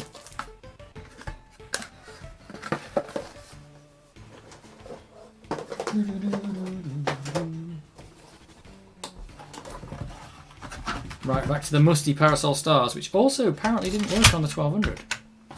Just didn't work. This one loads quicker though, I think. Thank the Lord.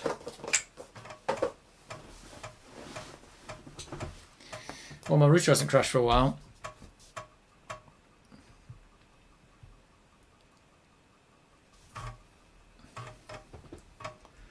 I suppose your videos that take 10 hours to compile don't really make you relax and focus, do they?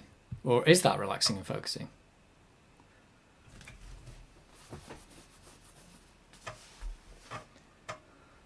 The ocean logo looks good there. There we go, that was quick. Crossout's just got such a long loading in it. Such a long loading. Here we go. This game's mega bonkers.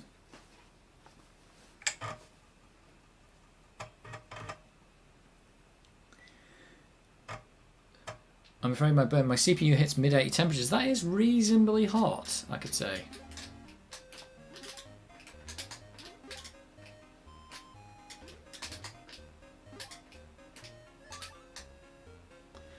Oh, I've forgotten about the music in this. Oh, well. I wanted to shoot him, but it didn't work. Mid-80s is pretty hot. I mean, I think it's... I wouldn't say it's acceptable.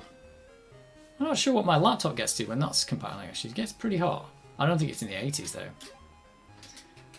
I don't know.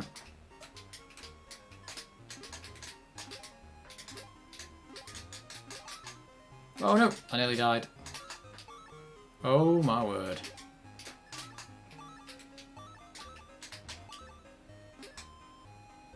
I'm doing alright. I can't see the corner of the screen for the camera, but it's alright. Near upper threshold. No, no, no. I think you'd like to be a little bit cool. Is it? It's a laptop, is it? Or is it desktop? If it's a laptop, you might expect them to not to cool so well, but I don't know. Oh, nearly got done in there. What does that heart do? Does anybody know? Whoa, strawberries. Or plums. Strawberries, I think. That was a lot of stuff. Desktop. Wow. On a stock cooler. Is it an Intel? Because the stock cooler on AMD is actually really good. I'm using the AMD stock coolers. They're actually really fancy. Oops. I think I messed up there.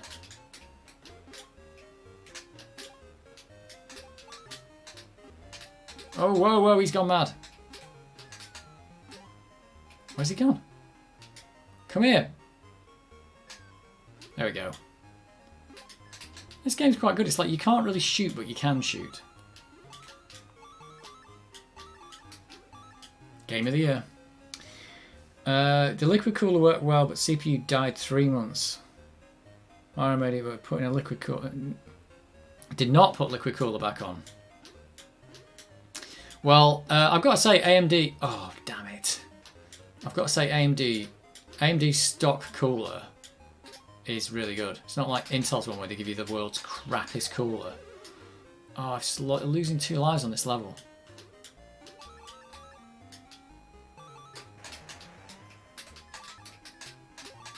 Oh no, they're coming at me.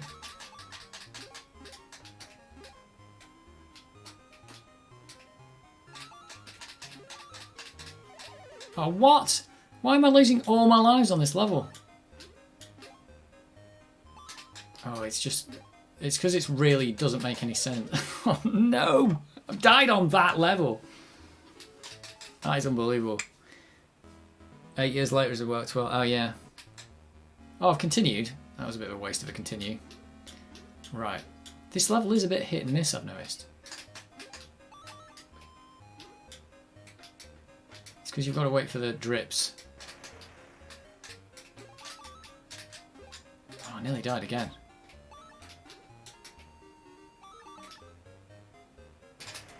There we go. Oh, there you go. I've got... Oh, no, there's one more.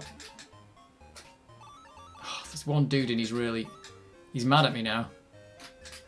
It's really hard to get them. Oh, my word.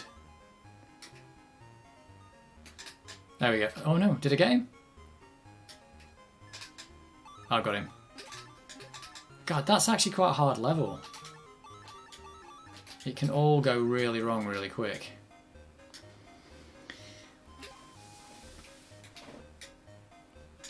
Yeah, well, AMD Ryzen, the one I've got anyway, it comes with just a really... It's even got LEDs on it. And I'm using it, it's perfectly fine. So, I can't fault it. I think that was always the thing with Intel, it's just the really rubbish coolers they gave you. What was that all about?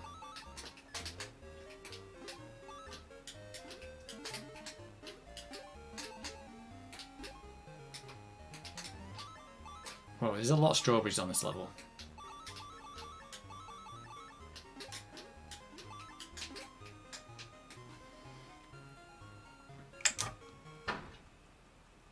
My old editing package had GPU acceleration, but the NVIDIA driver change axed it. Oh, right.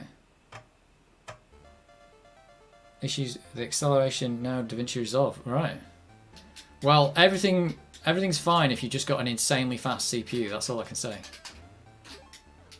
Ooh, jelly.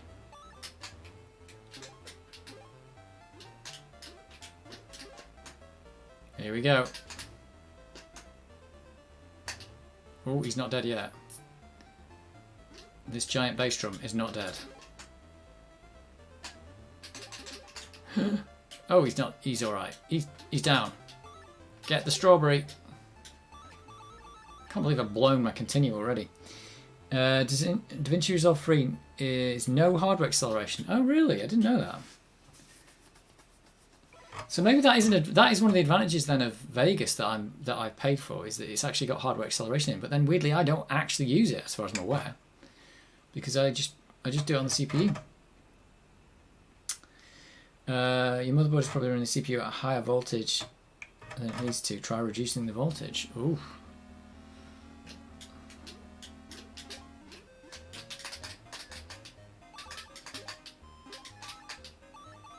Well, the whole world runs on 1 volt nowadays. Ooh, there's a little boot there. Does that make me go faster? Whoa, it does. Miracle! What's the miracle? Oh, it's an extra continue, I think.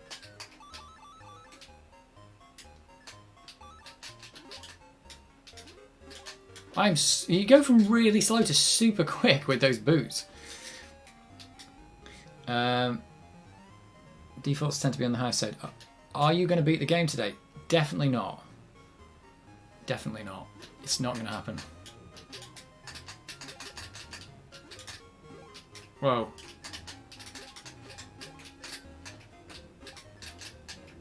I am not going to beat it.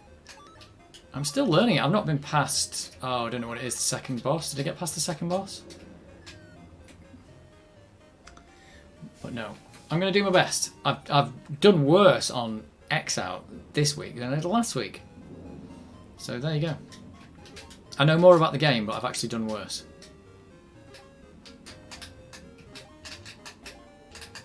No!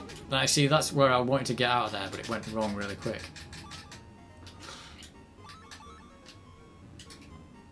It's bad. I like the way his little umbrella animates the colours. I didn't get that chocolate bar.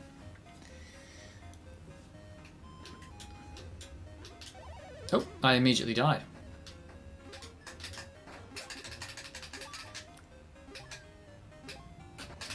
No! No! This is so hard. Oh, there's the boots. I really want the boots. The faster boots are really a good thing. Oh, good thing at getting you killed as well. Oh. Doing so badly. Go get rid of this tree. You can't hit the tree, apparently. There we go.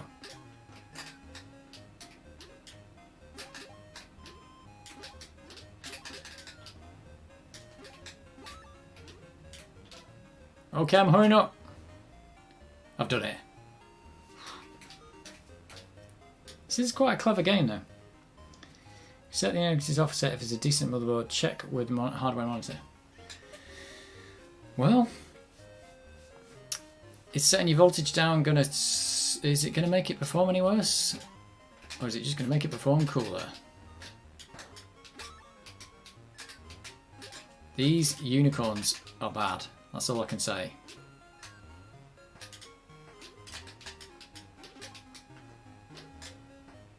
Oh.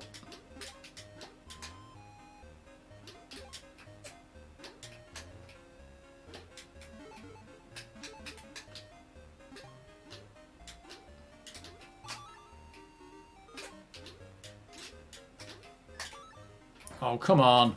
That's not enough to kill you. I'm going to kill this tree. There we go. I've got to go pick up the tree before it goes mad. Or kill the tree before it goes mad.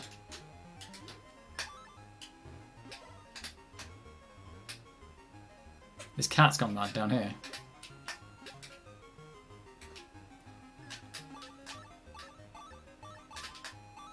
Whoa. That was getting tricky.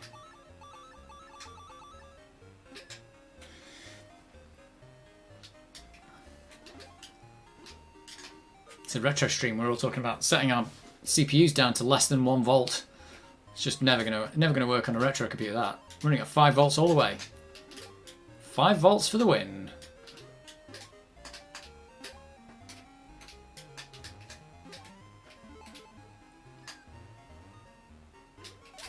Oh, what? What killed me? I don't even know what killed me there. If it was one of those bullets, they don't kill you. I've got to continue? No! No continue? Damn.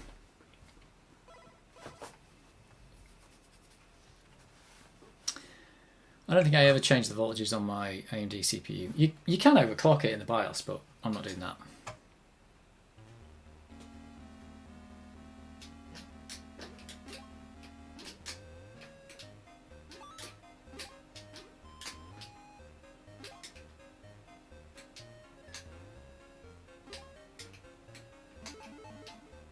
Whoa.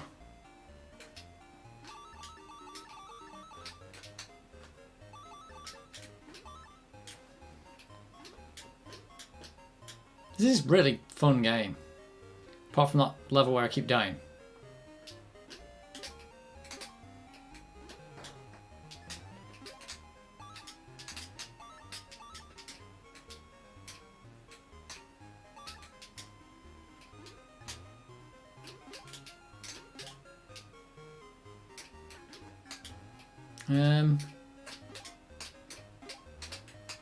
There we go, I think I've done it. I wonder what that is.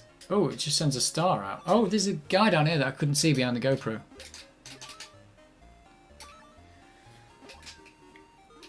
That's not helping me.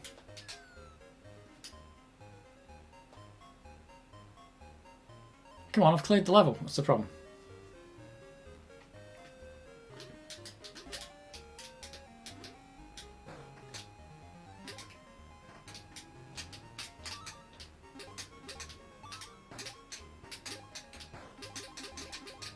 Ah, I got hit by a note. Oh, what is this? What's happening here? I've made all the enemies slow. That is a bit weird. I think, was I invulnerable there or something? Not sure.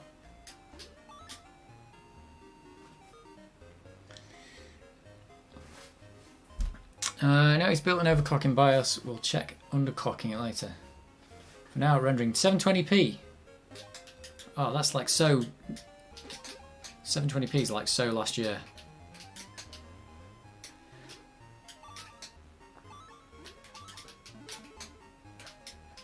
I mean... I was saying that when I'm playing on an Amiga that's rendering like 320. But hey, what can you do?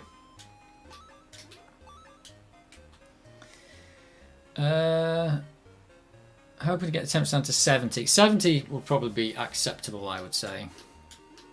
I think 80 is pushing it.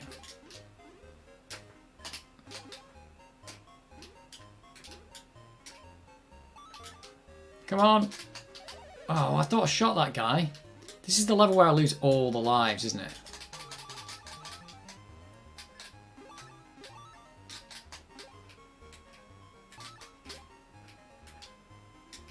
Come on, let's get these dudes out. Whoa!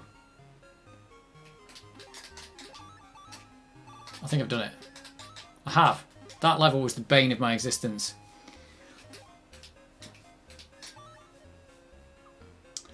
A 470k would boost to 4.4 gigahertz. Jeez. I bet yours is running at 1.3. That is quite a significant speed.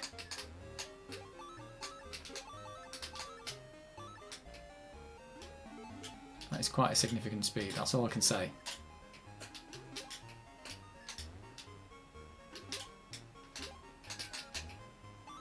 Clear, and I got loads of cinnamon whirls. Wow, they're worth 7,000 each. What?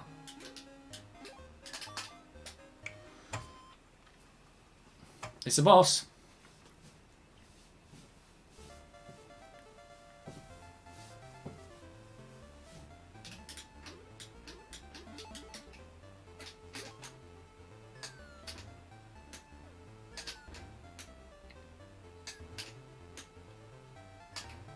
Right, I'm giving that boss what for this time.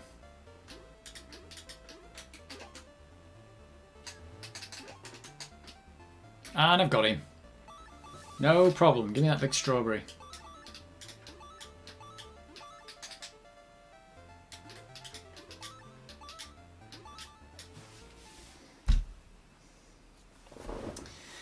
Well, 8-year-old hardware, you just got to make it work for you. If that's what you've got, you've got to make it work. I've got 30-year-old hardware here. I've got to make it work.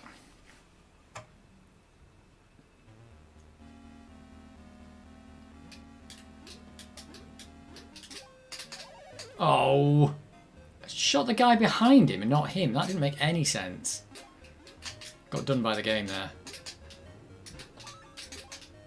I've got a teapot.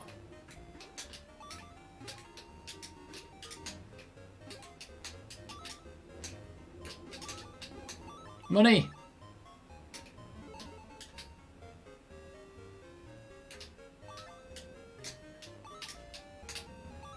Whoops. Oh, this cat's gone mad at me. Come on. Oh, damn you. I hate it when the last baddie just kills you just as you're about to get him.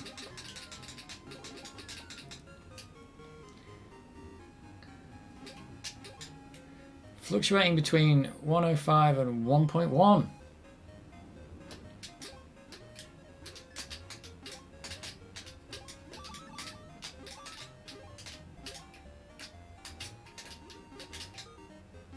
Oh no, there's a mad unicorn.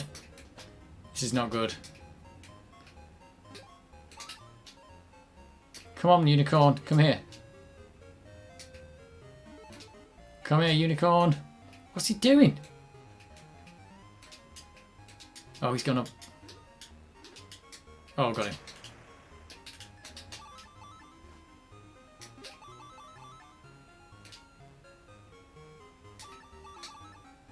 Wow, you get a lot for these chocolate cakes.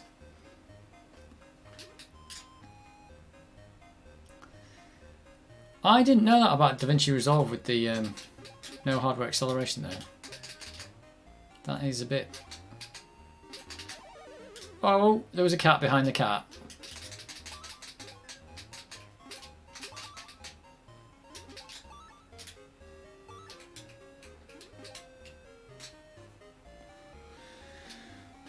So, I don't know. I was going to try out DaVinci Resolve. I might not bother now. I might stick to Vegas. Even though it does crash a lot, which is a bit rubbish.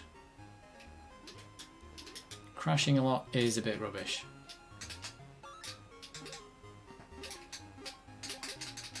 No! No! I got stuck by the little...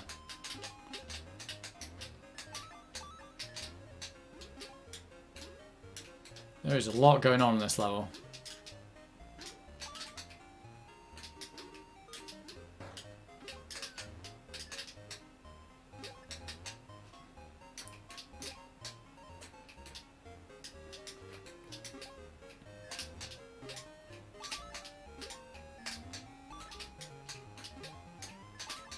God, that took a lot of beating. Oh, where's this dude gone? There's a dude over the other side of the screen. Where's he gone? Whoa, okay, I'm hurrying up.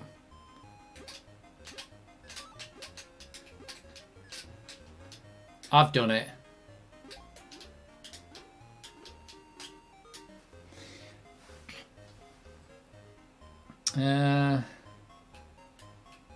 Paid version DaVinci Rolls. So how much is paid version? Because I already pay for Vegas, so I wouldn't swap out to that if I'm just going to pay for one program and then just pay for another. Unless DaVinci Resolve is utterly amazing.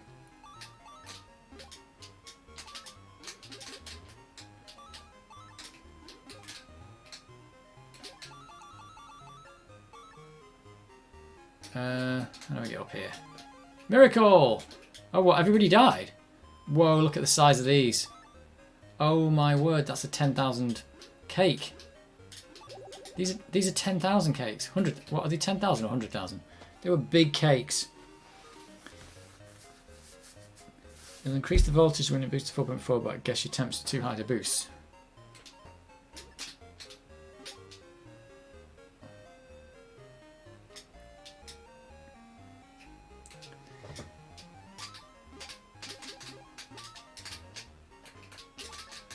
Whoa, there's a lot going on here. Oh, that's actually a dude who can kill me.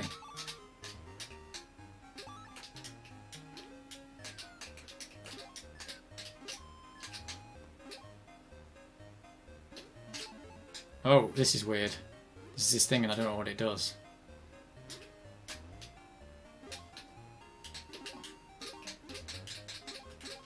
Oh, am I just invulnerable?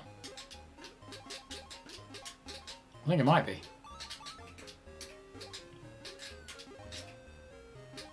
Oh, I accidentally hit that guy off the screen. I didn't even know he was there.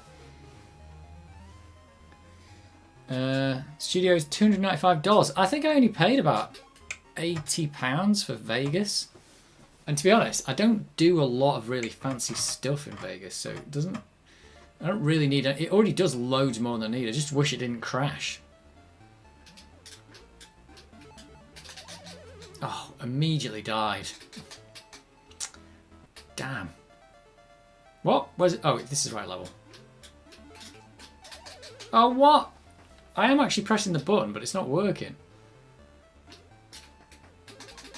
I'm doing that. Oh, maybe you have to hold the button. Actually, maybe that's what I'm not doing.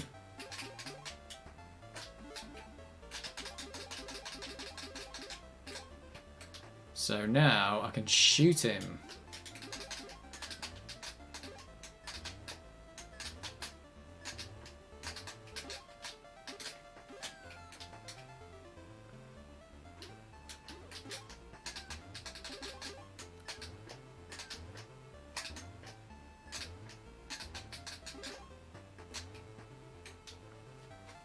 This boss I seem to remember being a bit of a bullet sponge.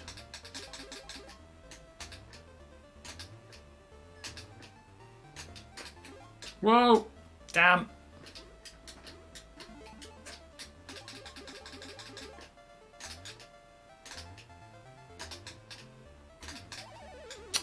What am I doing? I'm just like not fighting the things. The next level's impossible anyway. Absolutely impossible. I think it goes to 4.2 or something. Maybe Humble will come up with a discount bundle. Movavi couldn't handle the audio, had 8 tracks on the last project and crashed. Really? I'm not trying anything super. I suppose Vegas is doing. For me, it's doing a lot of. It's doing sometimes 3 or 4 tracks of video and 1 track. Well, and then 4 tracks of audio. It does. It's only struggles really on my computer with trying to preview 4K video, which I don't really put my videos out in 4K, but some of it is actually filmed in 4K just so I can zoom it in. If you know what I mean. Place your thermal paste. That could work. Ooh, that disc's hot. Everything's hot today. Everything's just hot. Might play one more game. One more game of something. And then we're done. I did worse this week on Parasol Stars and Crossout. Actually did worse on both games. Oh, it's just so hot in here today. One more game and then we're done.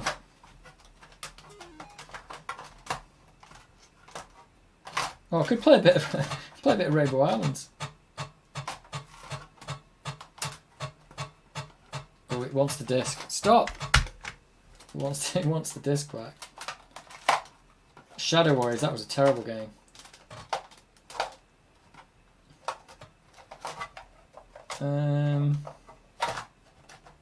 What have we got? Let's do a bit of Rainbow Islands, why not? I like Rainbow Islands.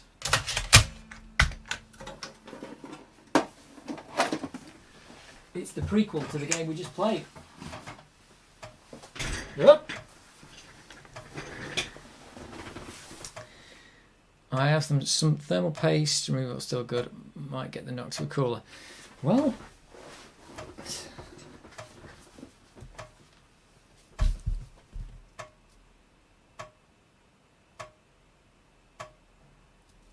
I suppose you should also check that the cooler. Well, the cooler you've got, the fan is running and everything, isn't it? It is running.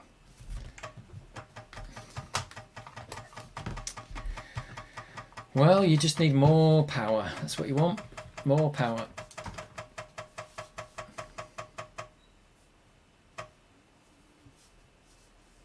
Or just wait longer for your videos. Right, here we go. Hopefully this won't crash. Yeah, if computers weren't so high priced. I haven't bought a laptop or a GPU or anything for ages. I don't know what the prices are like now. It's because of all the chip shortages and stuff.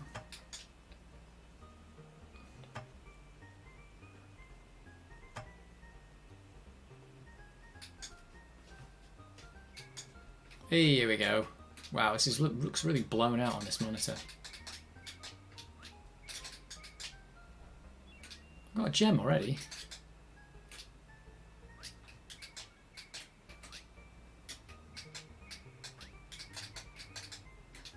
Oh, shoes. Need the shoes.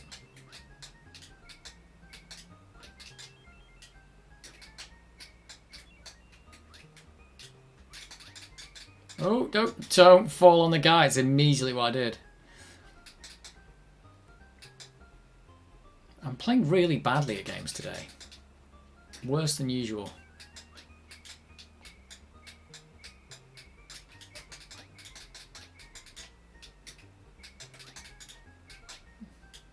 Died on first level of Rainbow Islands. That doesn't bode well.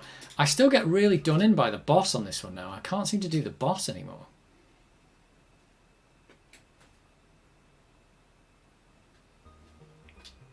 It's also worth cleaning your fans out on stuff as well, because they. I actually posted a video on my community thing where I cleaned out the fans on my laptop. They were just completely covered in dust.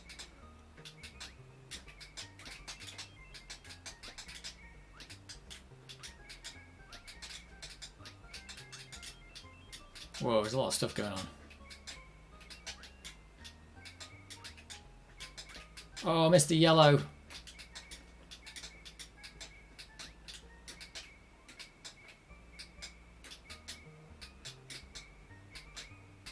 Oh no! What am I doing?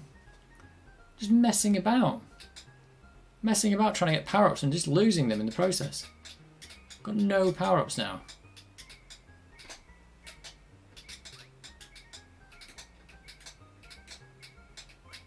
Absolute mess.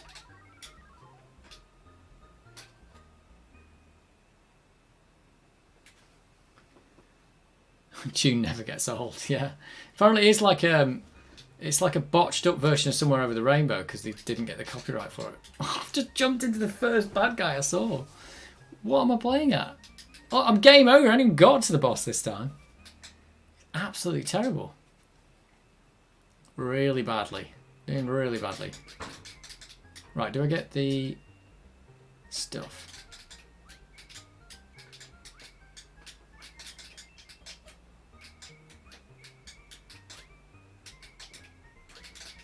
Oh! Whoops. I wanted to get that red thing and then backed out. The red star.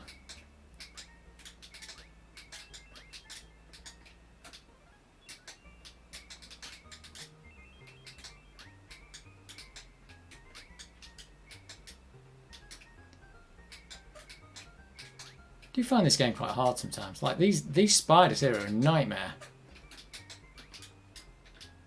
Oh, there's the shoes. The spider's coming after me.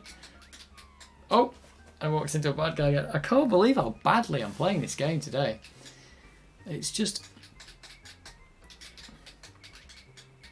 not good.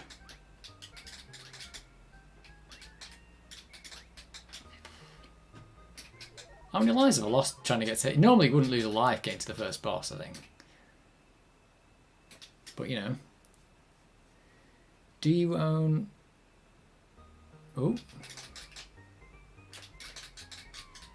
Oops. They can fly, I didn't know that.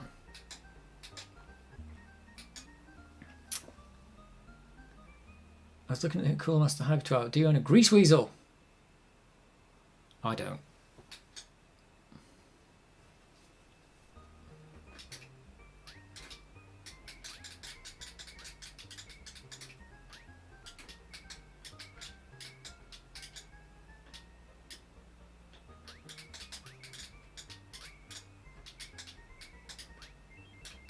Right, I got the shoes. Finally got the shoes.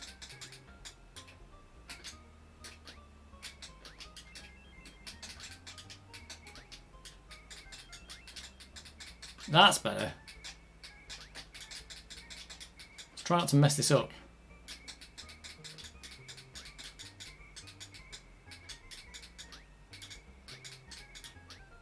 Right, what do I'm going to mess this up, but what do I do wrong on this? Like, I've taken virtually none of his health off. Oh, there we go.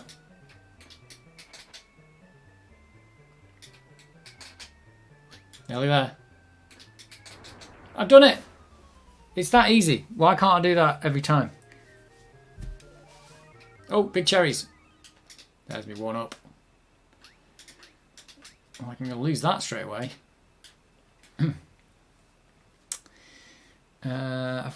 790k. I've got it underclocked. Whoop.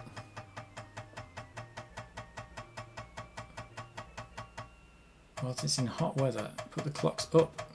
You change it. You have seasonal clocks in your computer. That's crazy.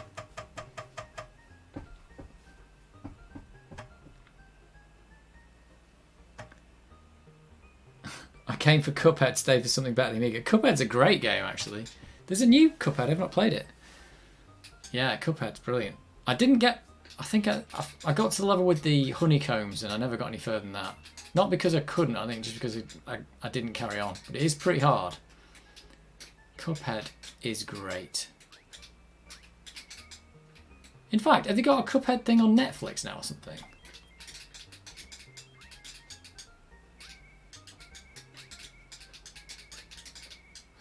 Nearly got done in there. There's lots of helicopters up there. Toy helicopters.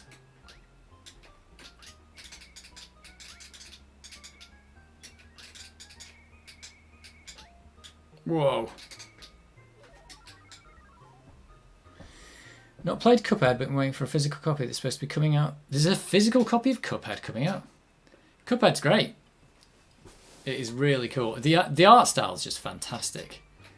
It's just like, apparently they did draw it all for real, like 1920s cartoon style, which is quite impressive. But it looks like it's been hand drawn.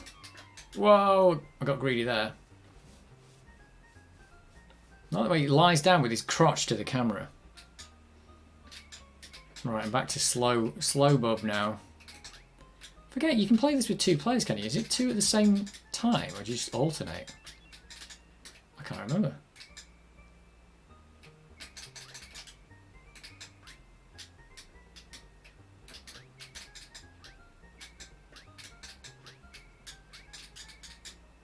Oh, there's the shoes. I've gone past the shoes. Where did I get them? Whoa. I've got a double rainbow. Double rainbow all the way. Not to make it any harder though, because now it's hurry up.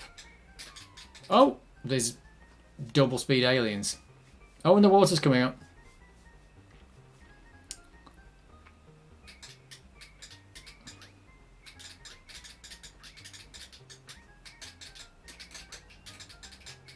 Ah, there's the shoes.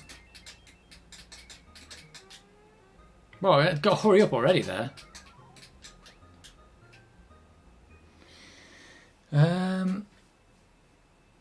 Did you ever see the speedrun where the developers are reacting? It's pretty good to watch them exploiting bugs in the early version. Yeah, developers never really know what you're going to do with the game when you get it.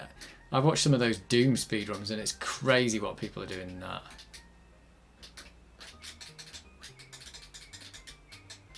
Oops, there's a bomb. There's a plane with a bomb. There's a bit in Doom with speedrun where I saw he just went to the corner of a wall and just hammered the button, just went through a wall. I was like, what? I bet they didn't know you could do that.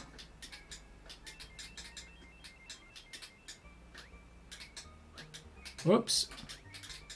Don't get done by these bombs.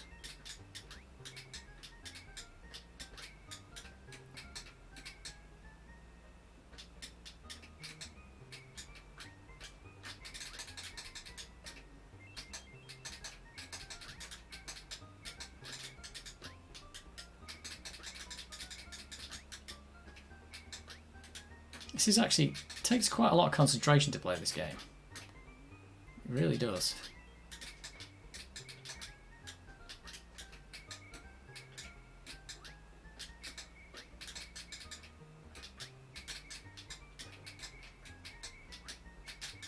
Oh, see it like that. Messed it up.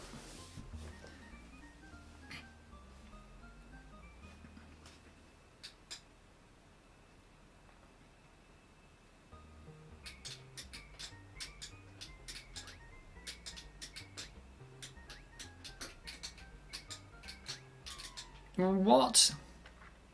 I feel like I... Oh, it's because he dropped a bomb on me. I didn't feel like I touched him, but I think he dropped a bomb on my head. Am I going to do the same thing again here? Oh no! No! No! It's when you're just falling and you know you're going to die.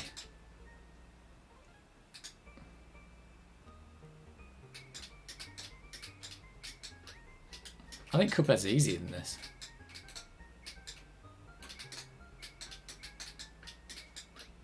Right, is that all I had to get to? I kept messing that up. Messed that up bad. I could try and install the Aces optimization software.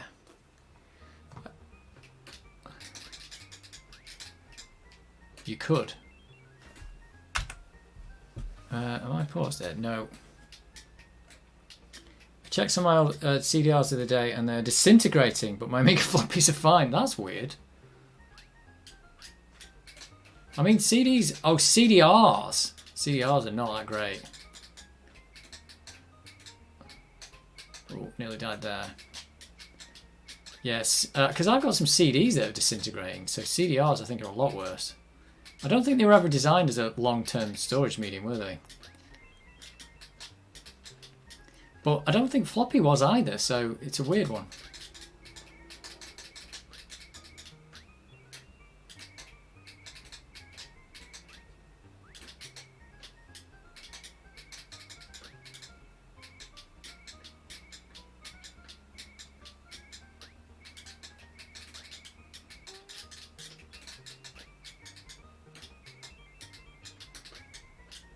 Right, made it this far as well.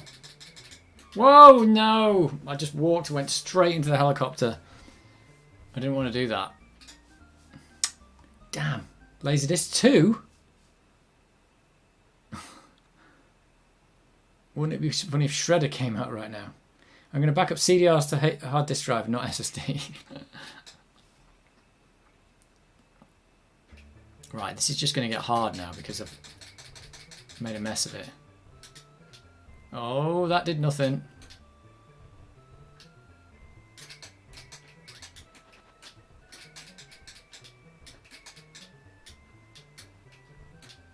Uh-oh.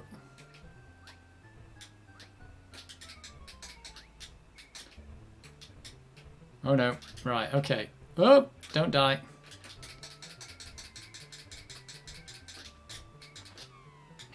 That's just rubbish. Don't know what I was going to do there. I thought he was going to go down to the bottom, but he doesn't. Whoops. Don't want to be there.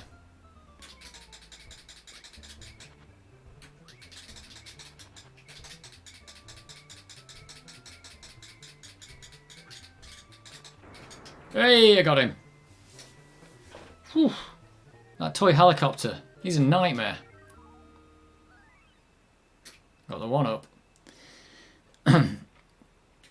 Ever notice how media is cheap? Floppy CDs, VHS, cheap USB sticks, magnetic hard drives, even SSDs with limited read-write. What media is truly sturdy? There isn't one, because everything degrades. Everything degrades. It's just a question of how long it takes, I think. Everything is degrading as you're just looking at it. Not all media... not all media is cheap. Remember the like the jazz drives and all that? They were really expensive. I don't know how long they lasted. Turns out, it seems to be that floppy disk isn't super unreliable. I think it's more reliable than a hard disk over the long term. But as for SSDs and stuff like that, I don't know how long they're going to last. Although I haven't had any that really failed yet. But it's not like they won't. I think they have to be powered up as well, don't they, SSDs? Otherwise they stop working, or they lose their data.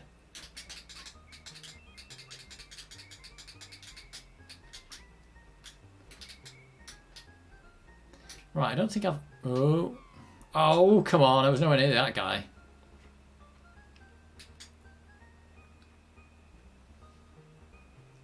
Yeah, the click of death. But that's the drive, not the media. The drive had the click of death. The media was fine. Oh, how am I supposed to get up there with these guys doing this? It's like insane. They've got some AI that just follows you. Right, I think that's what I've got to do. I've got to kind of like... Yeah, look, they just follow you like that. Maybe you're supposed to stop them with the rainbows. Whoops.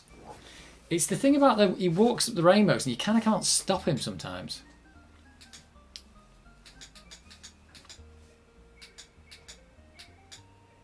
Oh, I got to round 9. Am I dead now? I think I'm dead.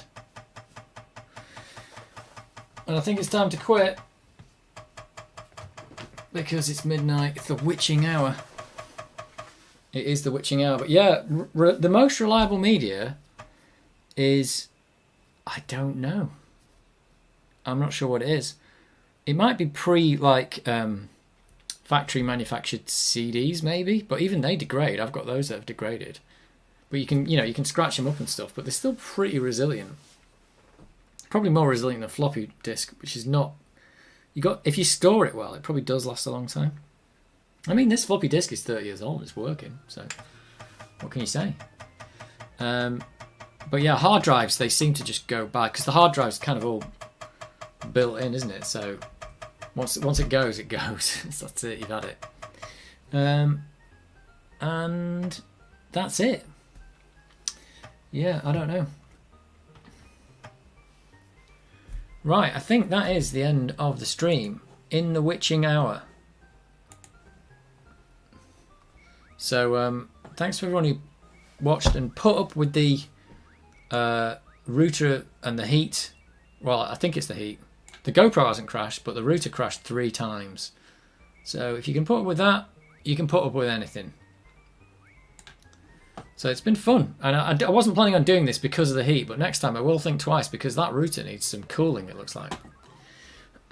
So yeah, hopefully be back next week in cooler weather with less crashing and some more stuff to play. I never did get around to Cannon Fodder 2, but that's on the cards. Cool. So I'll catch you all next time.